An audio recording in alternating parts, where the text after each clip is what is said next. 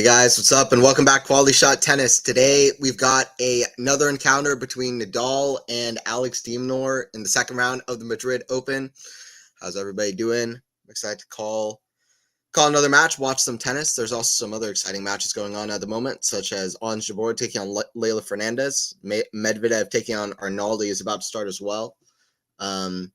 Early rounds of Masters, especially Masters with 96 people in the draw, always have a lot of really good early round matches. So that's what it is. What's up, everybody? It's a little bit of rain in Madrid. They're playing under a closed roof to avoid any kind of rain delays. So we'll see who that favors. Generally, I don't think that favors Rafa very much, but let's see how Rafa shows up. See how Rafa shows up here. They're currently practicing their serves. Hey, what's up, MJ? What's up, Alexia, as well? Rafa. Vamos. Vamos, Nadal. Absolutely.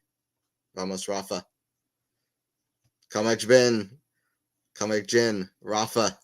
I love it. Let's bring that energy. Let's see how Rafa can do. The head-to-head is currently 3-2 for Nadal, but Alex de Minaur has won their last two encounters. So that's what it is at the moment. De Minaur beat him at United Cup 7-5 in the third, and obviously they just played last week in Barcelona. So there's a chance for Rafa to kind of learn from that match. There's a lot of things that happened in their match, and I'm excited to watch this. It's going to be fun. De Minaur won, by the way, the coin toss he's going to receive, so Nadal's going to serve first. Interesting. Going to try to get a bit of a lousy service game out of Rafa. Let's see what happens. But that dead is 3-2. And they played last week in Barcelona. I think a lot of the things that de Minaur did in that match, we're going to see different things from Rafa. First of all, these are faster courts than they are in Barcelona. I think Rafa's going to play more aggressive, so he doesn't have to play as many long rallies, so that the fitness isn't as big of a factor as well. Also, so that they don't have to get into as many long rallies, because de Minaur really proved pretty solidly last week that he can hang in the rallies with Rafa. But we'll see here with Rafa, if Rafa plays more aggressive. De Minaur probably won't be able to hit the drop shot as much. Rafa's going to be expecting it, and also always harder to hit a drop shot a little bit on a faster court. So we'll see what happens. It's going to be interesting. Hey, what's up, Zara? So it's going to be interesting to see what happens. Backhand de Minaur, the forehand of Rafa, forehand de Minaur. Cross court. That lands on the line, so good shot from de Minaur. What's up, everybody? What's up?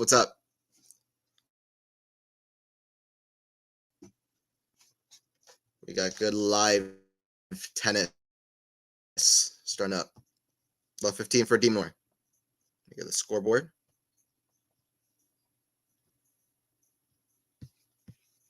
Playing under a closed roof. Nadal de Minaur part 2 in this clay swing. Serve, Rafa, the forehand de Minaur. Back into Rafa. Forehand de Minaur, forehand Rafa. The backhand slice of Demon. Forehand Rafa. Side into the backhand de Minaur, forehand Rafa. The forehand de Minaur goes cross court. It's 15-all. All right, here a bit of a vamos from Rafa. A little bit under his breath. Small vamos. Vamos. I want to see what Rafa does. Rafa said a couple days ago he'll be totally surprised if he beats Alex de Minaur come Saturday. But that being said, Nadal's a competitor. He's going to fight for it. What's up, Gustavo? Good to have you in here. Sorry, I don't know Spanish, but I appreciate you joining in anyway. Let's see how Rafa does. Forehand de Minaur to the backhand of Rafa. Hits the tape, goes over. Oh, de Minaur runs, but even he can't get that. Even the speedster himself can't get to that one. 30-15 for Rafa. Let me know predictions in the chat. What do you guys think? Who's going to win it? Who do you guys think is going to win it? I'm going to go with de Minaur, but I'm going to say it's going to be closer. I'm going to say de Minaur in 3 sets, but I could see Rafa as well. I'm coming into this one very 50-50, but I think de Minaur is the favorite. That'll be my prediction pre-match, but let's see. Backhand, that goes out. Also, not as confident that de Minaur will love the high bounce on these courts, which is another thing to think about. I don't think it'll be the worst thing ever for him, but I just don't know if if he'll be able to handle it as well, because especially in their last match, he was playing a lot on the baseline and kind of stepping in. And if a lot of the balls, especially the balls from Rafa, are just kind of popping up over his shoulders, and he's going to be having to set backwards a little bit, then that could be a big thing. So basically, one of the biggest things to watch for me, in my opinion, in this match, along with the Rafa serve, is I wish I did a preview breakdown of this video before the match. I was thinking about doing it, but I think a big thing for Rafa in this match is for him to be able to push de Minaur behind the baseline. So one of the biggest factors to see where de Minaur's positioning is along that baseline. That backhand goes out. That's good rallying from Rafa already. So he gets the game pretty handily. 1-0. He's trying to make it 4-2 over de Minaur. Send out a bit of a statement. Rafa in 3. Okay, Rennie. Love it. Love it. I'm expecting Rafa will do better than last week, but not sure he'll win. Yep, I agree. I totally agree. I think Rafa will step up his game, but is it going to be enough? Is it going to be enough? That's a good thing, though. Even if you lose, you learn. Even if you lose, you learn. So, what's up, Andrea? Welcome back, Anthony, one of the best commentators of the sports universe. Hey, I appreciate that. Thank you. Appreciate you. Thanks for joining in. Familiar name in the chat. Let me know your guys' predictions as we get going here.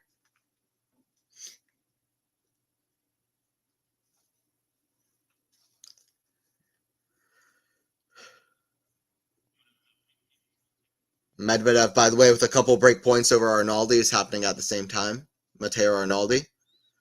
That's definitely an upset alert match for myself. Let's see how Medvedev handles it.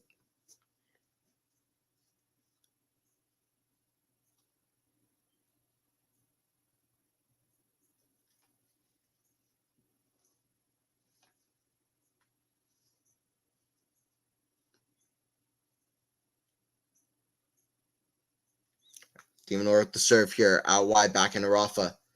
Forehand to de Minaur. Inside out, that goes into the net. So we've got love 15, Rafa.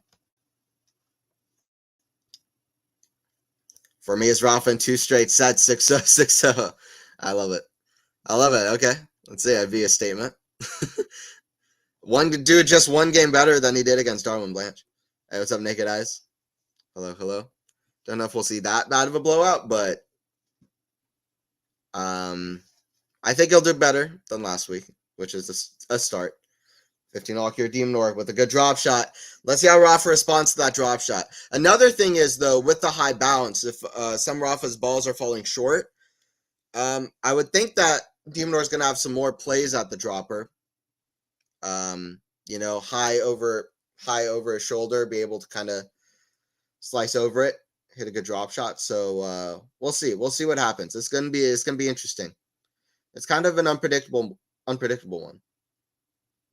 Forehand, the back end of de Minaur, forehand to Rafa, the back end of de Minaur, forehand to Rafa, the forehand to de Minaur, back into Rafa, down the line, that goes long.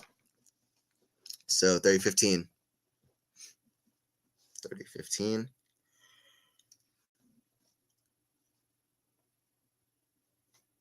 Naked Eyes, let's go Nadal. Let's go Rafa. Rafa.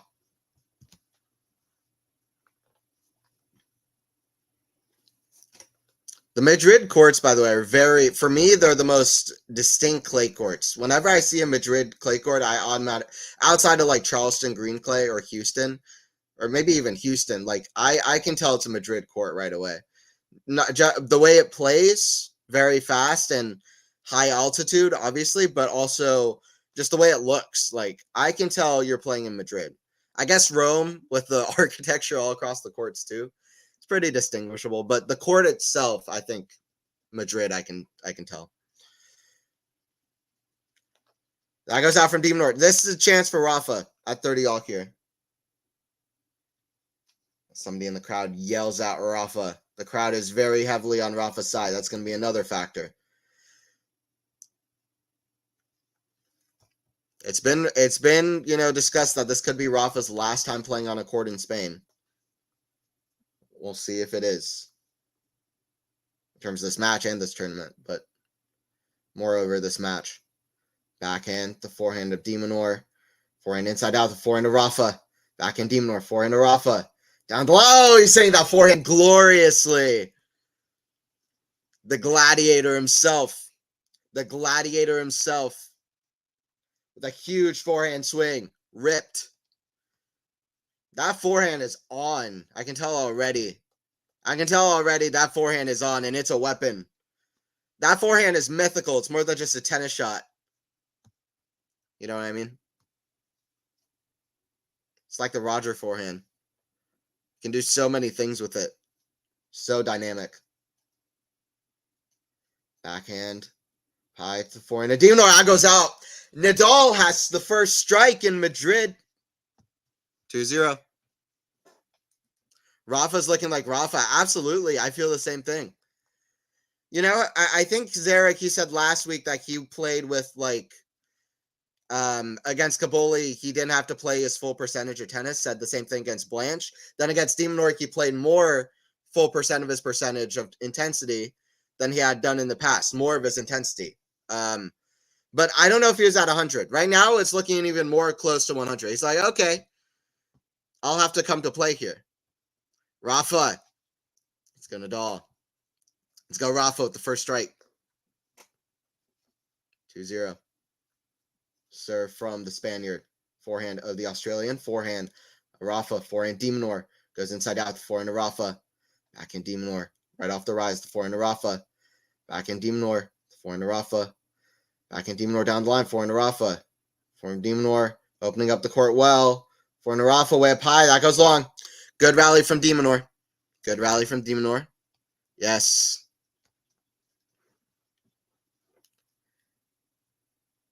I think some people, I said it on X, and I don't think you could have gotten a lot from the Blanche match.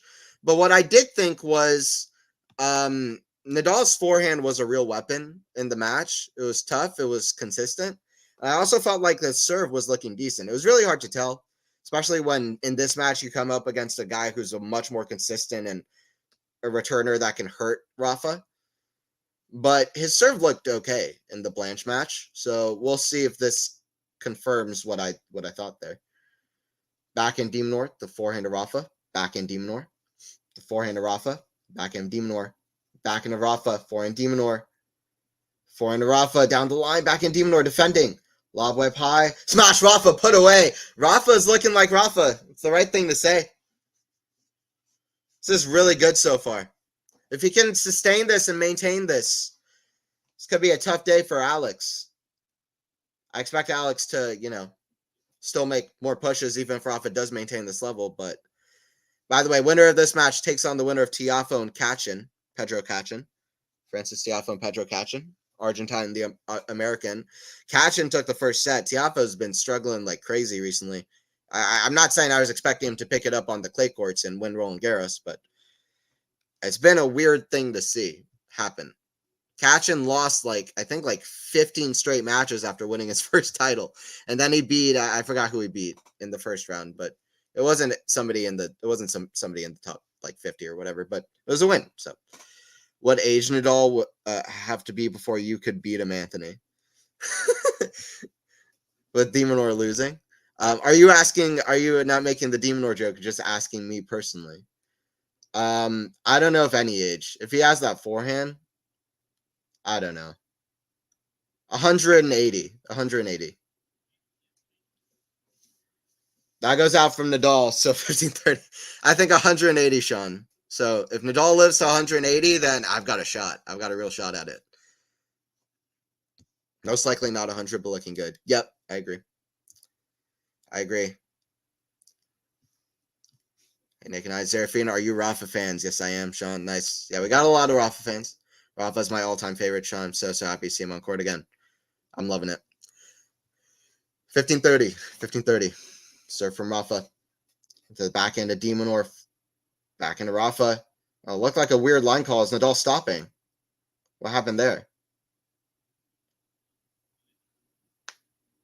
Oh, Nadal is saying he stopped the point, but the umpire isn't going for it. Oh, Nadal's getting angry here. And yet it's Craig Ferguson in the chair. Oh my God. Wow. Nadal stopped, but the umpire saying he didn't do anything to Mark saying he's challenging. I kind of felt a similar thing.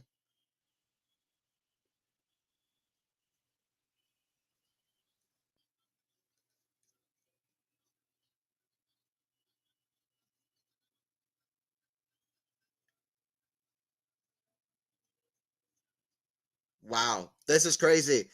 Jerome, what's the beef? So, okay, so basically, Nadal stopped and marked the call, but he didn't say anything to say that I'm challenging the ball. Really weird situation. It was pretty clear that Rafa was not happy about the line call, but I did see him look up and look back at Minaur, so I wasn't sure exactly what was going on. That being said, it was pretty clear that he was wondering about the line call. It's pretty clear he was probably wanting to challenge it. But yeah, you kind of have to say you're challenging and make it super clear. He stopped, but he didn't challenge. Yeah, that's what I thought too. He stopped, but he didn't challenge. He hasn't. You don't see this very often though. He hasn't played for a while. It came at a big moment. I'm surprised that he didn't. I don't know why he didn't like put up his hand or anything. I kind of get both sides. The umpire's got a point though. Yeah, I kind of get where he's coming from. From my perspective, I kind of agree. Yeah, I agree. He didn't stop. He stopped, but he didn't challenge. He only challenged after de Minaur hit his drop shot. It's pretty clear on the replay. I mean, I have to be objective. It was very clear on the replay. Very clear on the replay. He stopped, but he didn't do anything to challenge. He was looking right back at de Minaur as he hit the drop shot, and then only after that he marked the call. So the ball looked out, but I think by like a millimeter. It's actually not even clear. That's actually not even clear, and they showed the Hawkeye, but I think it was out by like a millimeter. Wow, that's crazy. It was this close, like literally a millimeter. One of the closest calls. So anyway, that was a crazy situation. Break point here, two of them potentially. Back in Rafa at the back end of de Minaur. That goes out 30-40. Yeah, the umpire's right. Yeah, I agree. I'm siding with Fergus. I have no idea why Rafa didn't go all in and challenge right away and mark it and put up his hand to say he's challenging. But you got to play by the rules. The rules are you gotta make it clear and say you're challenging, especially if he stopped anyway. Oh gosh, yeah. All right, it's one more break point here. Break point number 2. Break point number 2, 30-40. Serve Rafa. That's into the net. So second serve here from Rafa.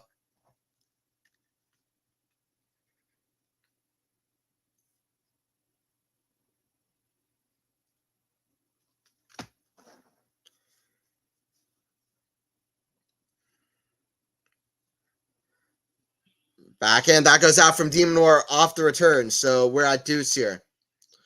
Deuce here for Rafa. That could have been tight. You rarely see him getting so upset at an umpire like he was there. Speaking of Fergus, wonder if we will get any Irish pros breaking through anytime soon. Yeah, are there any promising Irish players? It's a pretty good question. I don't know if there are. I can't think of any off the top of my head. Forehand to Rafa, right off the baseline. Forehand to de Minaur. Forehand to Rafa, that goes out. So advantage to de Minaur. Don't know. I think this one guy forgot his name. I can check real quick.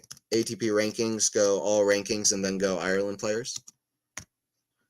I'll check during the changeover. All right, it's advantage here for de Minaur.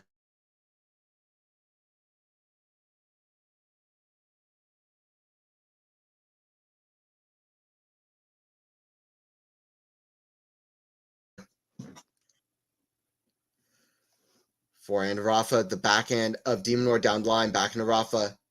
Forehand de Minaur, forehand to Rafa. Forehand de Minaur, big inside out. De Minaur gets a big strike at the ball. Not much applause coming from the crowd that are heavily favoring Rafa, but good point from Rafa. Sorry, good point from de Minaur, I meant to say.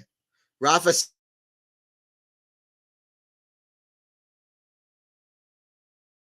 I mean, the umpire is right. Nadal kind of stopped, but he went right back to kind of looking at de Minaur when he was doing. Only after that he marked the call on the court, and that's just too late. That's just too late because listen, if you're the umpire, then exactly what Rafa did. I've seen a million times players do that and then go back to playing the point. I mean, you see it on the replay. He was looking at de Minaur and him making the drop shot. He kind of stopped. They didn't make it clear at all that he was looking to challenge it. So from the umpire's point of view, it just wasn't clear enough. So they're showing it right now. The Rafa's looking at the call, but that he doesn't do anything. He looks right back up at de Minaur. De Minaur hits a drop shot. Only after the point ends does he go to the call, to the mark, and he marks it. And then he, I guess, yeah. And he didn't even say challenge or put up his hand to challenge. But so, yeah, I don't know. Shoot. Yep. Rafa calling out the supervisor here. I think Rafa is calling out the supervisor, talking about the situation. I do think Rafa's wrong in this situation, to be honest. I do think Rafa's wrong in this situation, this particular one. And it is weird because he's not usually talking to the umpires. But I mean, it means he's involved. It means he's competitive, which is good. It's a bit like the Djokovic situation when the other player sort of stopped. Yeah, that's what it reminded me of. But it's kind of like, but players do that, where kind of what Nardi kind of did. And Djokovic was upset at it, but players do that, and then they go back to, playing the point. What Rafa did, he could have just as easily kind of went back to returning de Minaur shots. So I think both Novak and Rafa were wrong in both of their situations, to be honest. Hey, what's up, Joe? Anthony, Todos, what's up? What's up?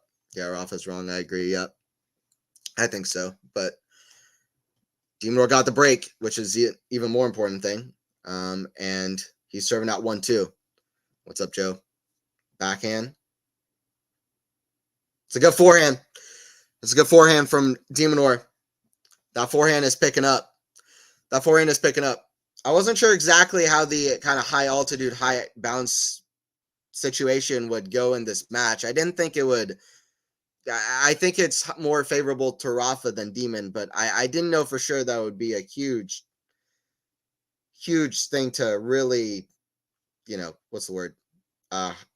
Hinder de Minaur's play, but it's another good forehand from de Minaur, starting to dictate a little bit more on top of the baseline. And that's the thing, right? If Rafa is finding ways to dictate with the forehand, he's going to try to hit it a lot to de Minaur's backhand. And de Minaur's backhand was really holding up in the last match, but I don't know. If Rafa can play more aggressive and try to do that, that could be a good thing for Rafa. And also, once again, the higher bounce to the de Minaur backhand, we'll see how that kind of holds up too. So there's a few interesting things going on, but I do think that Rafa is going to want to be aggressive. Let's see what happens.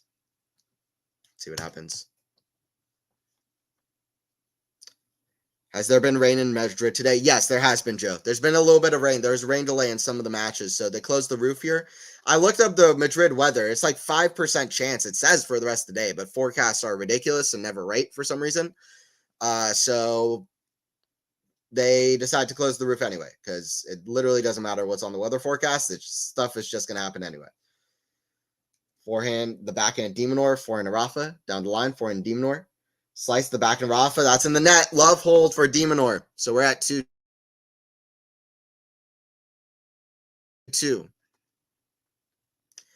Don't tell anyone, but sometimes I appear to stop or go lazy in the point, just throw off the reload of the opponent. All right, cheeky, I know, but skirting the rules. Hey, Jerome, I like it. I mean, I know, whatever. You want to play with good sportsmanship. Gamesmanship is often not looked down upon, but hey, listen, I get it. It's the competitiveness in the sport. I like people bringing energy and trying out different things. Obviously, you want to be respectful to the opponent, but I get it. I kind of get it. It's like the Monfils style. I'm sneaky. I get it. It's not. I don't think it's the biggest deal. Your opponent has to be on it. Just keep going anyway. I mean, obviously, it can't be like I'm stopping and then keep going. But hey, listen, I kind of get it. I like people bringing energy to tennis, whatever it is. As long as you're playing like somewhat fair within the rules and you're bringing good energy, I kind of get it. But that's not like kind of Monfils style. I don't know. Haven't seen much tennis this week, but got to see an epic match last night with Collins versus Danilovic. Yeah, I've honestly, I'm right. It's kind of, I've made a mental note to myself to start today to really focus in more on tennis, because last couple of weeks I've kind of I've had so much stuff going on, honestly. And I've had like a mental thing where I just like, man, I don't know. I've been a little bit more disengaged with tennis, just a little bit. But that being said, I've still stayed involved. But forehand, Rafa gets to a drop shot, lob over Rafa, backhand swing volley. Oh, de Minaur gets there because of course he does. Drop shot, de Minaur runs. He's going to get there with a forehand volley. Oh, de Minaur still runs, but he can't get there. 30 left for Rafa. 30 left for Rafa. Rafa says, try to get to that one, de Minaur. Try to get to that one, Demon. Can't get there. Have to break his knees trying to get to that one. Rafa says, no, try it. Best rally of the match so far. de Minaur getting more and more balls back, but couldn't do much of anything with the two that he got back. Solid backhand volley. Volley of Rafa is very good. And yeah, that was 10 in the third. Danielle Collins, what's her win streak now? She's not lost a match since Miami. She's not going to lose a match for the rest of the time. She's going to retire at the U.S. Open having won 60 matches in a row. She's going to be the greatest women's player of all time by the end of the year. She's going to get in front of Martina Navratilova, Serena, Graf. She's going to get ahead of everybody that she's going to put down the racket and be like, I'm done. No, I'm done. I made my decision at the Australian Open. I'm done. And that's fine. That's respectable. But Collins is not losing anything, which is kind of crazy. She's playing with no pressure. I feel like that's exactly what she needed for a long time. So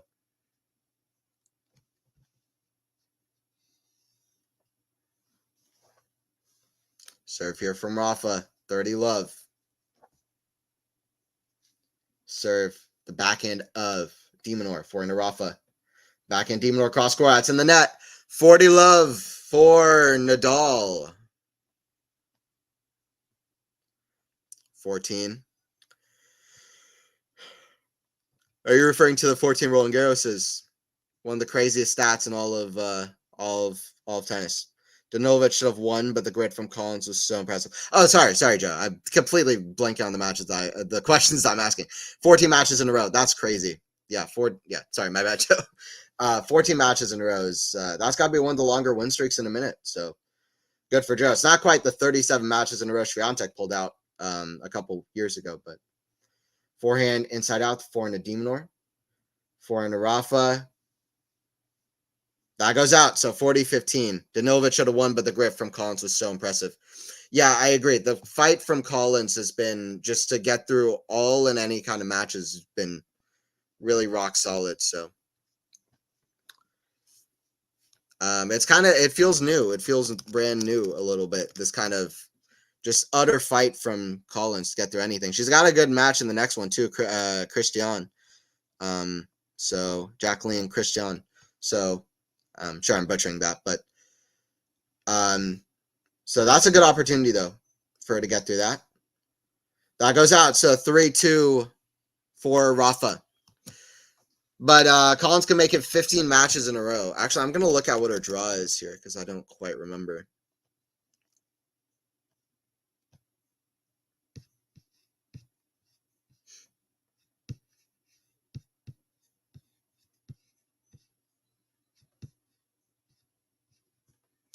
Okay, so she could have Sabalenka in the fourth round. I thought it was Sabalenka. I knew a big player was close to she was close to playing a really, really top player, like a top 3. Whether that was Rybakina, Sabalenka, Swiatek, I couldn't remember for sure. I thought it was Sabalenka, but yeah. She beats Christian. She could play Sabalenka. She'd be on a 15-match win streak. Sabalenka has not been in as top of a form as usual. She's also got Robin Montgomery, which is pretty interesting. Wild card. 19-year-old wild card. Robin Montgomery. So that could be interesting as well. But yeah, we'll see what happens. I think there's a bit of an upset alert there, so.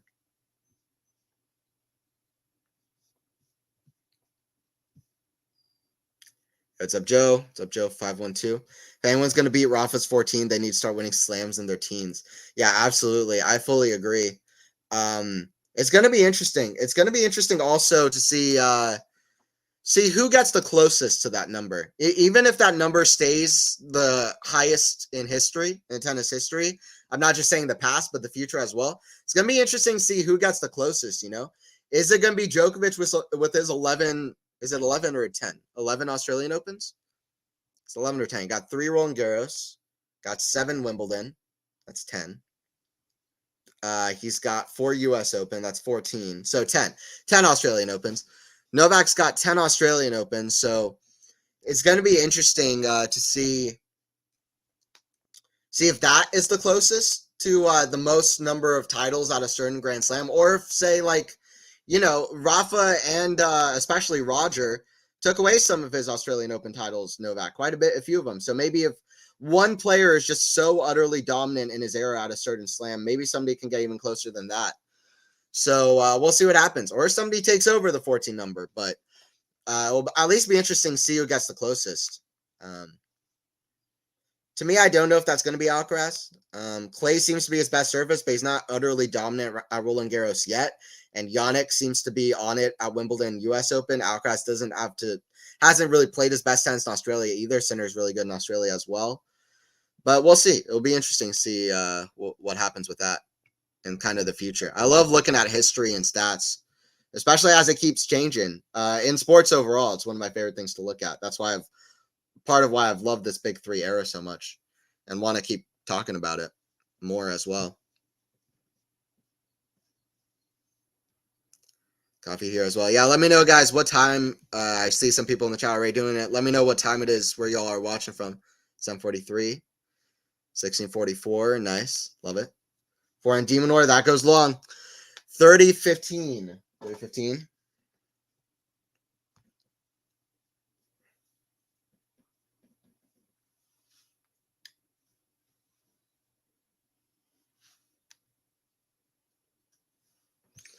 Would it have to be clay or grass? Hard seems to be more of a neutral surface. I think that would be the most unsurprising one if it was to happen. That being said, Novak on hard courts is just so good. I mean, there are players who play very good on hard courts. Maybe Jannik on a hard court, you know, but or Jannik at Wimbledon or something. But forehand to Rafa at the back end of De Minaur, forehand to Rafa, forehand to De Minaur, back into Rafa, forehand to Demon, back into Rafa again, cross court, forehand to Demon, back into Rafa. That goes out. So 40-15. But yeah, more likely. You see more grass and clay specialists to where their certain skill sets really adapt well to that surface.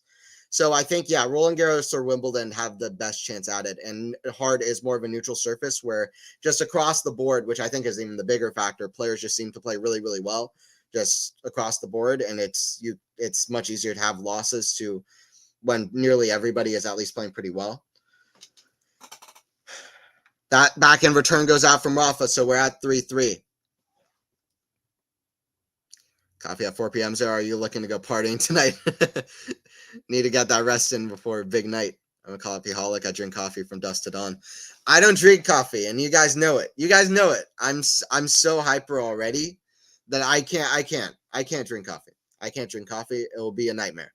It'll be a nightmare. I'll either be the most hyper, just like insane, intense person, or I'll be just having a deep conversation with you. I can't drink coffee. I can't do it. Oh, it's bad. What's up, Zara? Sorry, what's up, Lexi? Zara, hello. Comic Jen, Rafa. Let's go, Rafa. What's up, Lexi? All right, we're at 3-3. We're all tied up.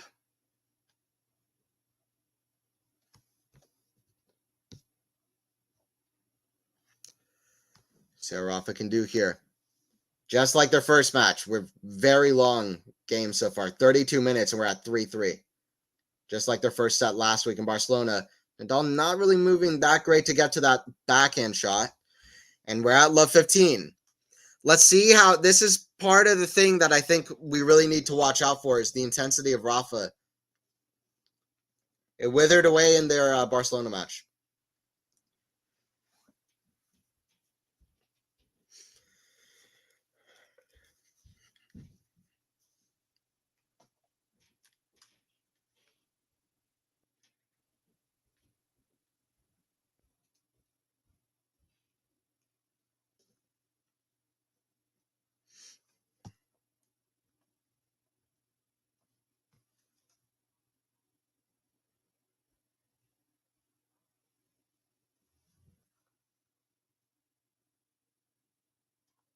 Serve from Nadal. Down the tee, the forehand of Minaur, forehand of Rafa. The backhand of Minaur, forehand of Rafa. Backhand drop shot. Minaur, that's a great drop shot. Really good drop shot. Perfect. Love 30. That drop shot worked wonders last week. We're at love 30.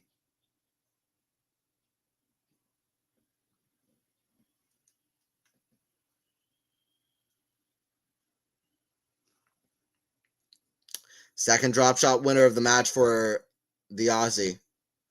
Aussie, oi, oi, oi. It's gonna make some trouble after Rafa went up early here in this first set. But Minaur is looking to strike back. Serve out wide, forehand Minaur, forehand volley, Rafa. That goes out. Love 40. This reminds me of the 5-5 game in their match last week. The fact that it's coming a little bit earlier, probably not good. Although it seems a little bit less crucial with Minaur having to hold twice. But last week at 5-5, Rafa played a poor service game. Minaur played a good game, similar to here. And Minaur broke at love. Just a similar kind of situation. With Rafa's intensity feeling like it went down just a little bit. Very noticeably, though. Serve out wide, backhand Minaur. Way up high, riding the baseline, backhand Minaur. Just playing so well as Alex. Playing so well. We're at 4-3 with a very limited response from the crowd. But it is 4-3 for Minaur. Minaur, listen, he's a top 10 guy now. He's a top 10 dude.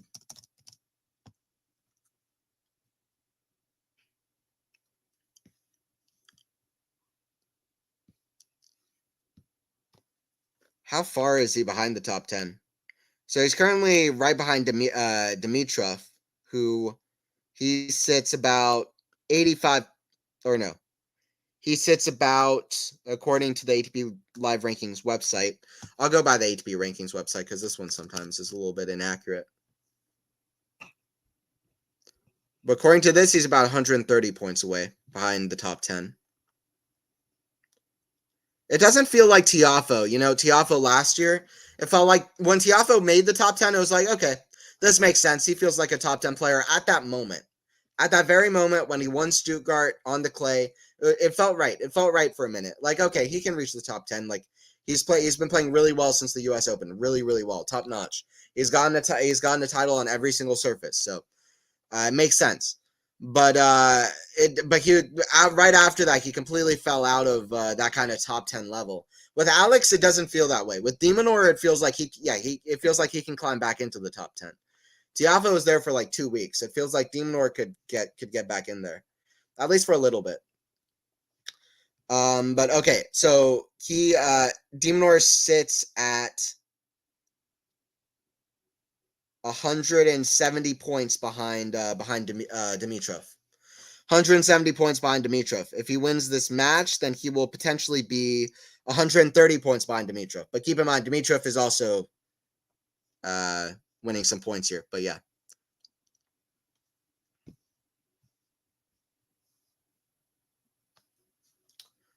All right, 4-3. Let's see how Rafa responds.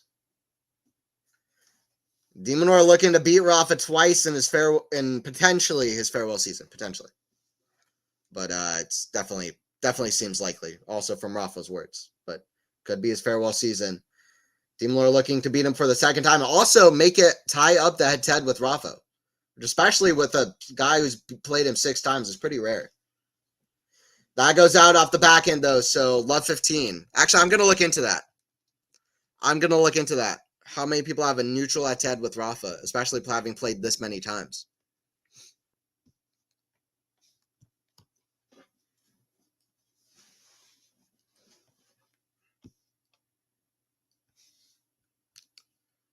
Would Ian be the English translation of Ian, you think? Ian? I'm not sure what you mean, Zara. But I think Comic Gin is like let's go, right? It's like vamos, let's go. Forza.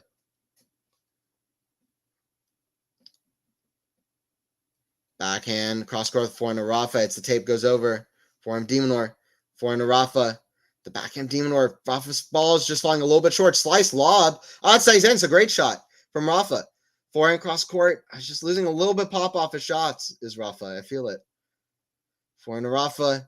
Cross court. There's some magic about to happen. Back in cross court. The forehand of de Minaur. Back in Rafa goes big cross court. De Minaur still there. Backhand goes long. Alex de Minaur, how could you? Just getting one more ball back. Rafa hitting such great shots and de Minaur not doing anything flashy, really, but just getting one more ball back saying, Rafa, you're not going to get this great rally. You're not going to get the hot shot. 15 all. De Minaur stealing Rafa's thunder. It feels like Rafa's lost a little bit of pop off his balls, to be honest. 24 shot rally. De Minaur's gonna love it. Rafa, I don't think is gonna love it. Serve from de Minaur. The back into Rafa. Forehand de Minaur. Forehand to Rafa. Back in de Minaur. Drop shot's a good one. Nadal there. Oh, what a get! Oh, I mean, de Minaur's so good with the athleticism as well. Jumps up and a backhand smash. Okay, first cup started. Nice, nice. Yeah, for me, it is 10:55 in the morning. It's currently 10:55 in the morning. Nadal couldn't even win 15 French Opens. Yeah, come on, man. You can't if you can't even win 15 French Opens, then what are you doing out there? Yeah, no, I don't think anybody's ever going to win 15 of a certain slam. Rafa's record is not going to be broken. I never say never with sports. But that record is just so unbelievable. Even for somebody to win 10, 11, 12 of a slam is the most mind-blowing. 14 is the craziest thing ever. Like, we've already gone to, he doesn't have to win 15, even when he won 13, even when he won 12. Like, we don't have to go anymore. The fact that, like, this is already unbelievable stuff. It's literally, like, it shouldn't be real. That number shouldn't be real. Winning 14 at a major should not be real. Especially playing with Roger and Novak. It is literally an unbelievable. Calm Ayam. More like how it sounds. Oh, okay, got it. My internet's the worst ever. No, you're good, Lexi. I'm hoping for Nadal to win one more French Open. It would be great, but he doesn't have to prove anything, I think. That's a missed drop shot from de Minaur. It feels like he hasn't done that in Barcelona or in Madrid. You pronounced Ian like Norwegians would pronounce Igjen. Okay, got you. Yeah. That makes sense. Transliteration is a way of writing a word in the language you speak to make it sound the way it does in the language you don't speak. Yep. No, that makes sense. I didn't understand where you're getting at, but I appreciate that. Nicholas, hello. Hey, Nicholas. Wow. de Minaur missing some more shots here. de Minaur missing some more shots here. So it's 30-40, a break point for Rafa.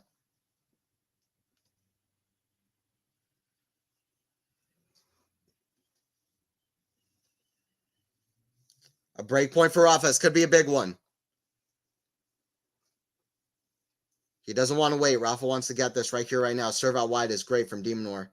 But forehand kind of neutralizes. de Minaur behind the baseline. Forehand very short from Rafa. Forehand de Minaur backhand.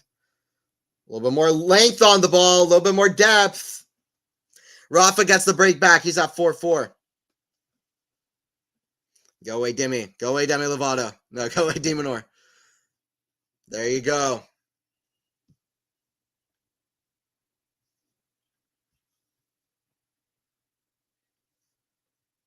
Hello.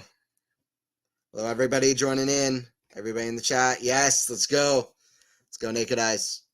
Rafa back at 4-4. I love it. Come on, Rafa. Wow.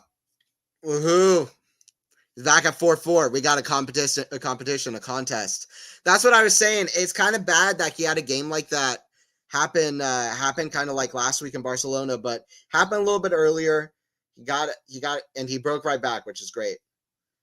Let's see how he does. It's going to be really interesting. Whatever he has of 100%, if he has 100% of his intensity, he wants to use all 100, or at least very close. Whatever he's not keeping away until Roland Garros. Backhand cross court, it's on the line.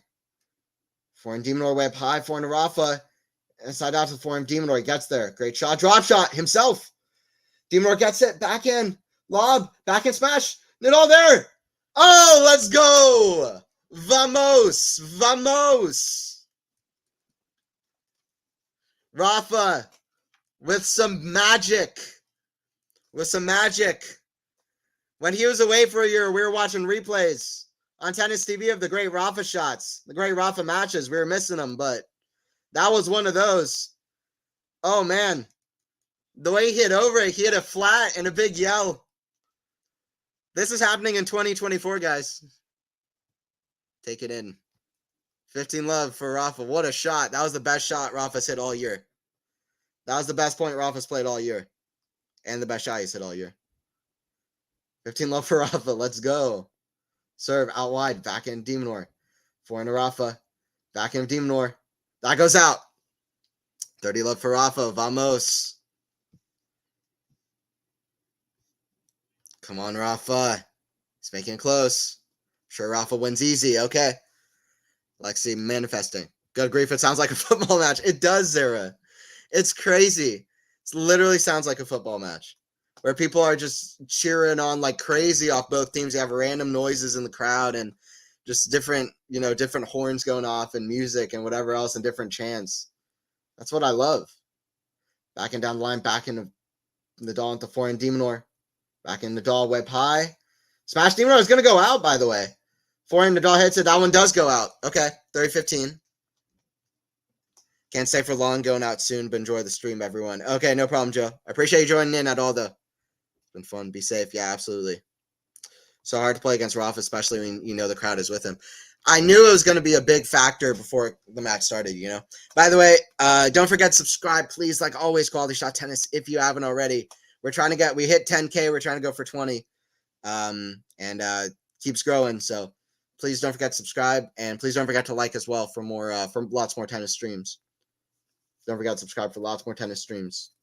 Come on. That forehand isn't real, Rafa. The forehand is as good as ever, really. The forehand is still top notch. The forehand is still top notch. And listen, even if Rafa was only a forehand, that wouldn't be that. He would still be pretty hard to beat. That wouldn't be that bad.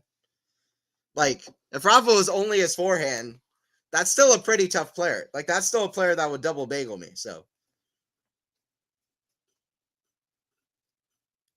40-15. Serve Rafa. That goes out. So, second serve. Love it. I love the energy.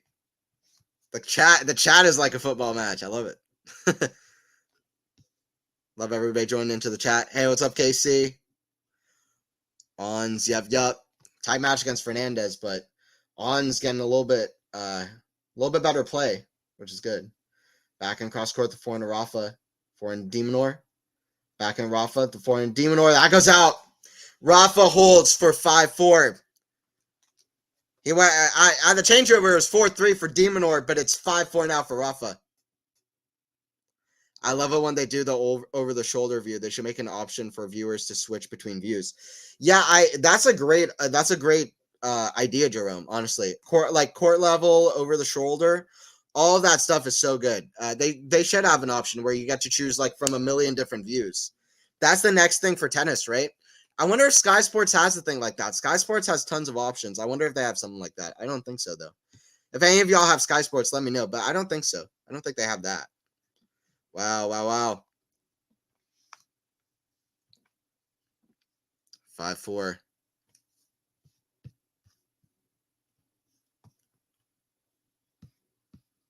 By the way, Sinner winning easily earlier today, playing very well against Sonego.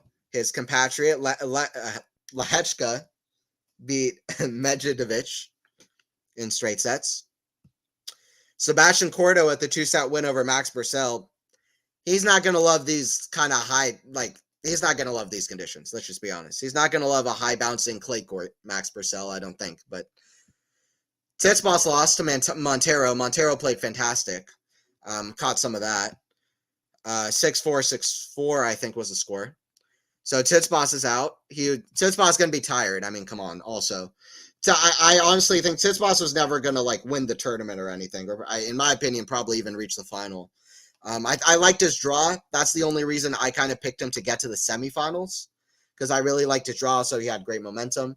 But I don't know, like he had a long week at Barcelona. He played a few 3-setters mentally, and just going all the way in Monte Carlo the week before that, and the mental kind of big side of that, and also playing a few long matches there against Sinner, and and even a pretty tough one against Zverev, at least their second set. So Tsitsipas is tired. He was never gonna win this tournament, in my opinion. But anyway, he's out, so that's a big thing for the tournament either way. It's a big backhand from de Minaur. How good is this now?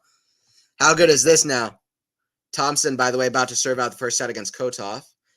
Arnaldi took the first set against Medvedev. We'll keep an eye on that. Medvedev was up early there, had chances early, but Arnaldi with the first set 6-2. Wow. Dimitrov Menzik is going to be quite good as well. Layla lost. Wow, yeah. Yeah, sad for Fernandez. Honestly. Stefanos lost. Korda, yay. Yeah, Alexei, how are your other faves? How's Kecmanovic doing? Did he play? Or is he going to play? Kecmanovic taking on Casper later in the day. Okay. We'll see how that goes. 40 love for de Minaur with a quick game here. Good for Korda. Good for Korda either way. Getting some wins in. I do like both Jabeur and Fernandez, so it's good for Ons to get that win. She needs some wins. And over a great clay court player like Fernandez. It's a double fault from de Minaur, so 40-15 now.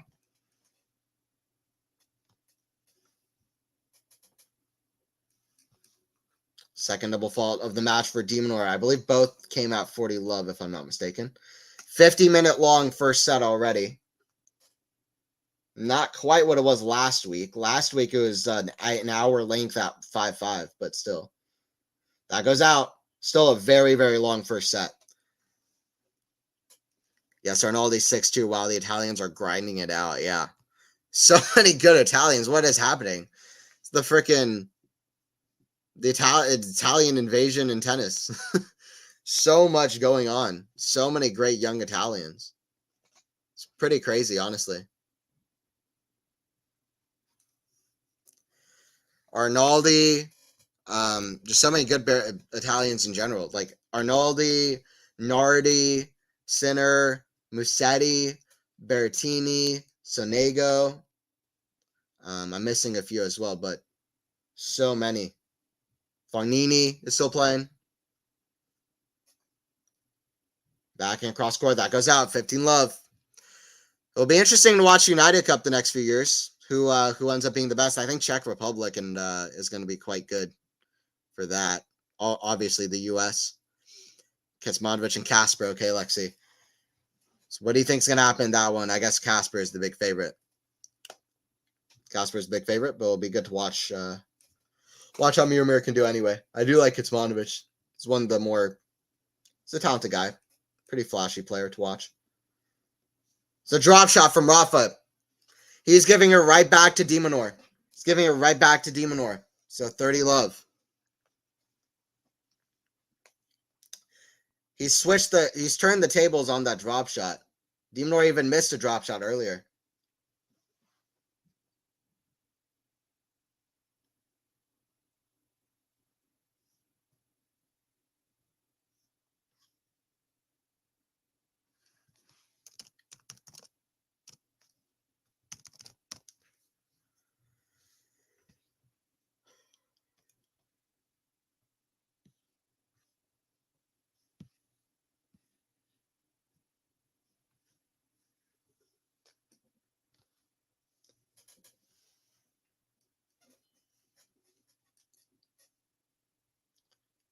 Serve Rafa, it's a double fault. 30-15.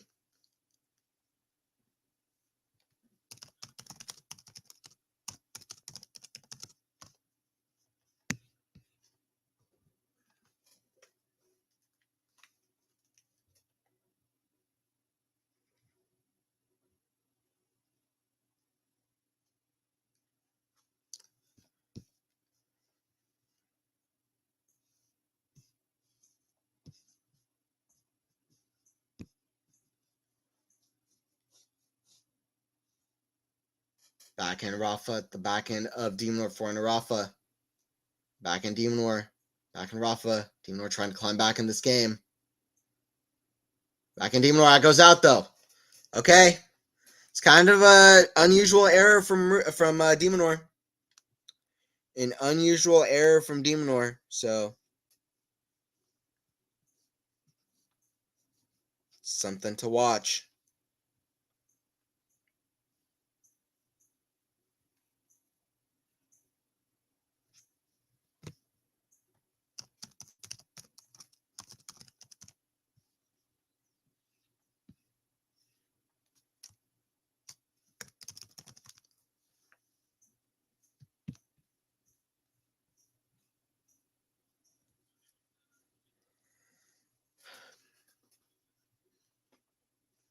Very good match so far. Very high level. Very high level. 40-30. Still got a lot of matches to go. Yep.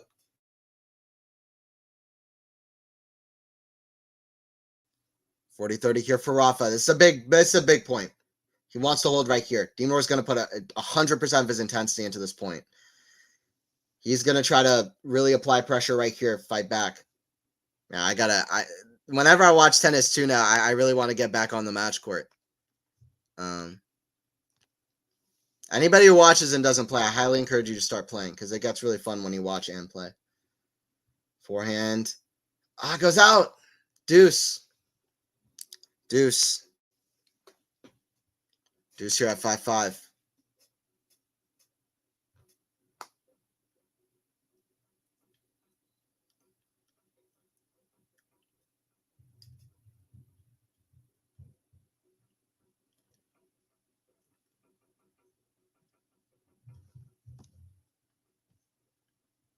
Let's go Nadal. Absolutely. Let's see what he can do. We're at deuce. Tight moment here. Backhand, the forehand of Rafa. His tape goes over. Forehand de Minaur, backhand Rafa. Forehand de Minaur down the line. Forehand Rafa. Bit of a miss hit. Forehand de Minaur. Oh! Bit of a wild west forehand. Wild forehand from de Minaur. A wild forehand. That goes flying long on the dirt. Goes flying long on the dirt. So, wild forehand. Advantage for Rafa. Ugh. This is tense. This is tense and it's tennis. These tight moments. It was really compelling last week, the first set in Barcelona. It's looking like this might be even a step above that. Forehand. Forehand to de Minaur. Back into Rafa. Again, cross court the forehand to de Minaur. Back into Rafa. It's a tape. Goes over. Rafa apologizes. The crowd goes crazy, though. 6-5 for Rafa. He finds a way through somehow. So either Nadal wins the first set or it's going to a breaker. Okay, I'm back cheering for Nadal. Okay, love it. Welcome back. Yep.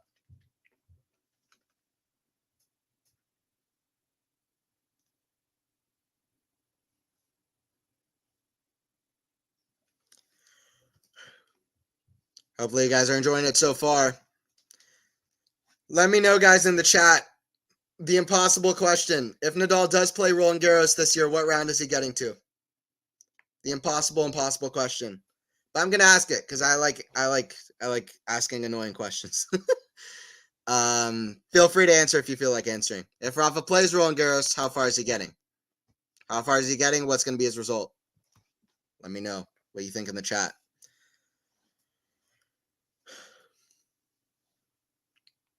Honestly, I think Rafa Roland Garros is still going to be very tough. I think a semifinal result would be very respectable.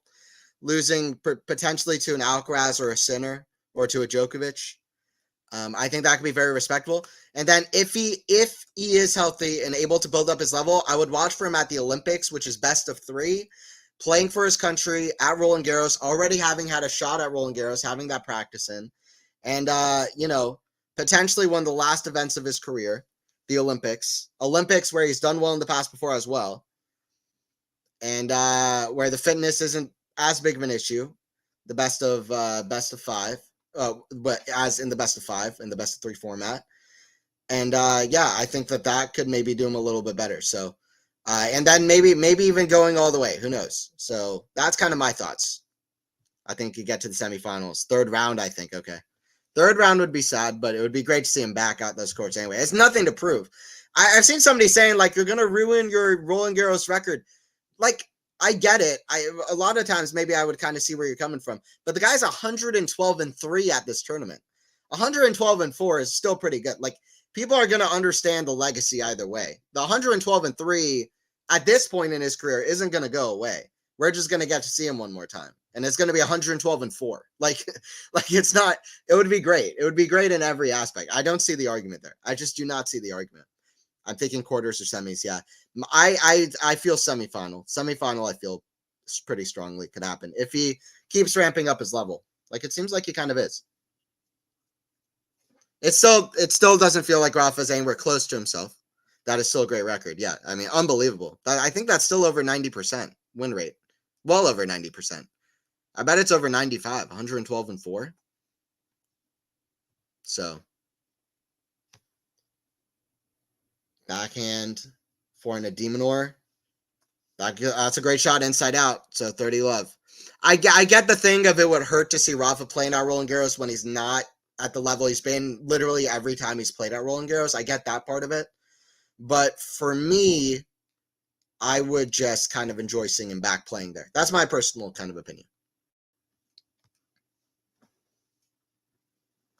But yeah, I agree. I think semifinals is the consensus. The general consensus is quarters or semis. Semifinal feels about right.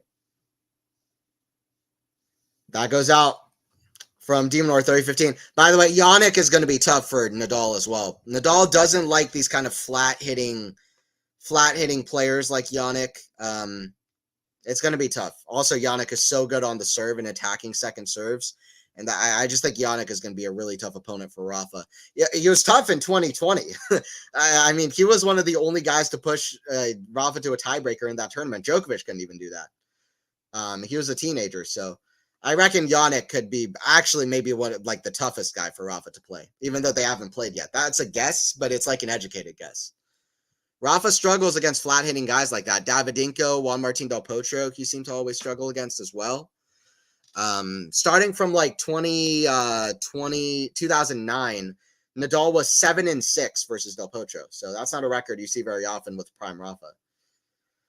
Backhand, that goes in the net. So Minaur holds on. So it's 6-6. I just mean those are other guys who hit super flat like Jannik. But yeah, we'll see what happens. 6-6. All right, like always, let me know in the chat. Who do you think is winning this tiebreaker? What's going to be the score? This is tough. I don't know. I'll say Rafa. I'll go with Rafa. I'm going to go 8-6. No, I'm going to go 7-5 Rafa. I'll go 7-5 Rafa. Let me know in the chat. I agree. Could lose to Sinner. Yeah, I kind of feel that. I agree. Oh, shoot. Sinner is dangerous. Definitely. Yes, absolutely. 7-4 Rafa. Okay, I go 7-5 Rafa. I don't know. It is not easy. It's very, very hard to pick between the two at the moment. It really, really, really, really, really is. 1-0 for Rafa. It's up Minaur Nadal 22-20. 22-20 is the new 70-68. If you know what I mean, then you know what I mean. 17-15 Rafa. Okay. That would be crazy. That's like versus Manarino at the Australian Open a couple of years ago. That was one of the craziest things I've seen in tennis. If I did the math correctly, Rafa's got 96.4% win rate at RG. Nice. Well, I mean, shout out you for doing the math and putting the effort, because I would have not done that at the moment. Serve the back into Rafa, back in Minaur. Forehand to Rafa, the back in Minaur. Back into Rafa, back to the back in Minaur. Big to the forehand to Rafa, back in Minaur. That goes out, 2-0 for Rafa. It just feels like Rafa's got the momentum. He climbed back into the set. He was down a break. The crowd is cheering him on. I'll forever predicted until it'll actually happen. All right. I mean, it happened with Rybakina Blinkova, so I guess it can happen again. 2-0 for Rafa. 2-0 Rafa. Also, what's up, Faison? With the prediction. How's it going? Okay, let's go, Rafa. Serve. Forehand to Rafa. It's return. It goes long. 2-1. 2-1. Faison, did you see that Rafa stopping earlier? I was wondering if you had a strong opinion on that. Rafa kind of stopped the point, then was arguing with the umpire and the supervisor as well, I believe, about the call. I was wondering if you had an opinion about it. 12 forced errors from Rafa so far, just 4 for de Minaur, but Rafa's leading, so stats guy can just go away. Rafa's leading, whatever. Forehand, just drop shot. De Minaur runs. Oh, he gets under. It's not a double bounce. Oh, volley from de Minaur. He gets it. Forehand is a lob. Smash de Minaur. Oh, he missed it. I thought it was a double bounce, but I guess de Minaur got it. 3-1 for Rafa. Rafa was wrong on that call. Yeah, I agree. That's my opinion as well. 3-1 for Rafa. I agree. But Rafa's leading here. 3-1.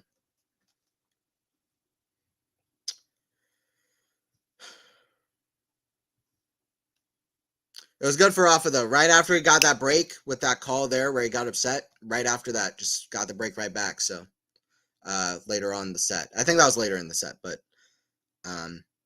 anyway, Rafa now in the winning position. 3-1. Forehand Rafa, the backhand of de Minaur. Forehand Rafa, the backhand of de Minaur. Cross court to the forehand Rafa, backhand de Minaur. The backhand of Rafa down the line, backhand de Minaur. Forehand Rafa, backhand de Minaur. Backhand Rafa going forehand to the back to the forehand of Rafa. In every angle on the court, lots of shots here. Long rally. Wow. Backhand down the line, backhand de Minaur. Big down the line. What a point. Forehand. Backhand of Rafa. Backhand. The Aussie. The forehand of Rafa. Backhand de Minaur. The backhand of Rafa. Oh, he gets it. Rafa is back in Barcy. Rafa's back in Barcelona. 4-1 for Rafa. Let's go, Rafa. Nice, Rafa. Wow. What a point. How many shots? I think that was even more than the 24-shot rally, or at least every single shot there was super. It was a very physical rally. I don't know if they showed how many shots there was. I just think they should show how many shots every rally is, no matter what went down in the rally. I guess I'm very much a stats guy. I'd always like to see that information. Okay, 27 shots. 4-1 for Rafa.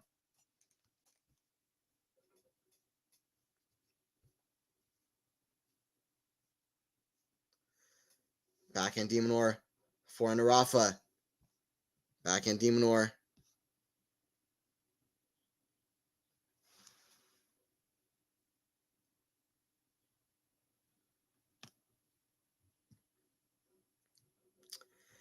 Call me in, Rafa. Yep. Hopefully I got it right now, Zara. Call me in, Rafa. Rafa, long rallies. Super long rallies. What is the match length so far? Good shot, Rafa. I don't know what was better. That shot, I think it was at like 4-4, where Rafa had that great backhand pass off the backhand smash of de Minaur, that rally there. But we've had some great rallies. Very high level first set. Look at these serving numbers, too. I mean, neither guy doing very well at saving their break points, but I mean, listen, winners to error stat isn't that great, but it's been a high level first set. It's been very fun. Very good. 4-2, Rafa.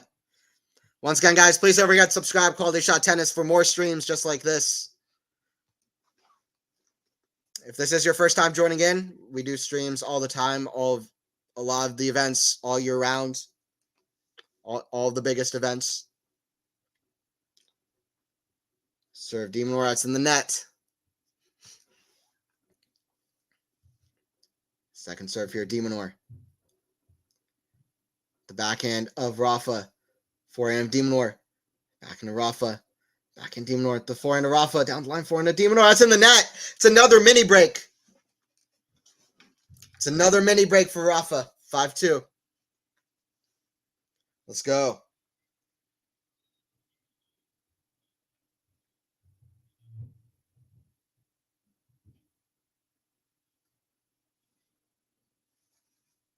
Five-two for Nadal. Let's go. Vamos.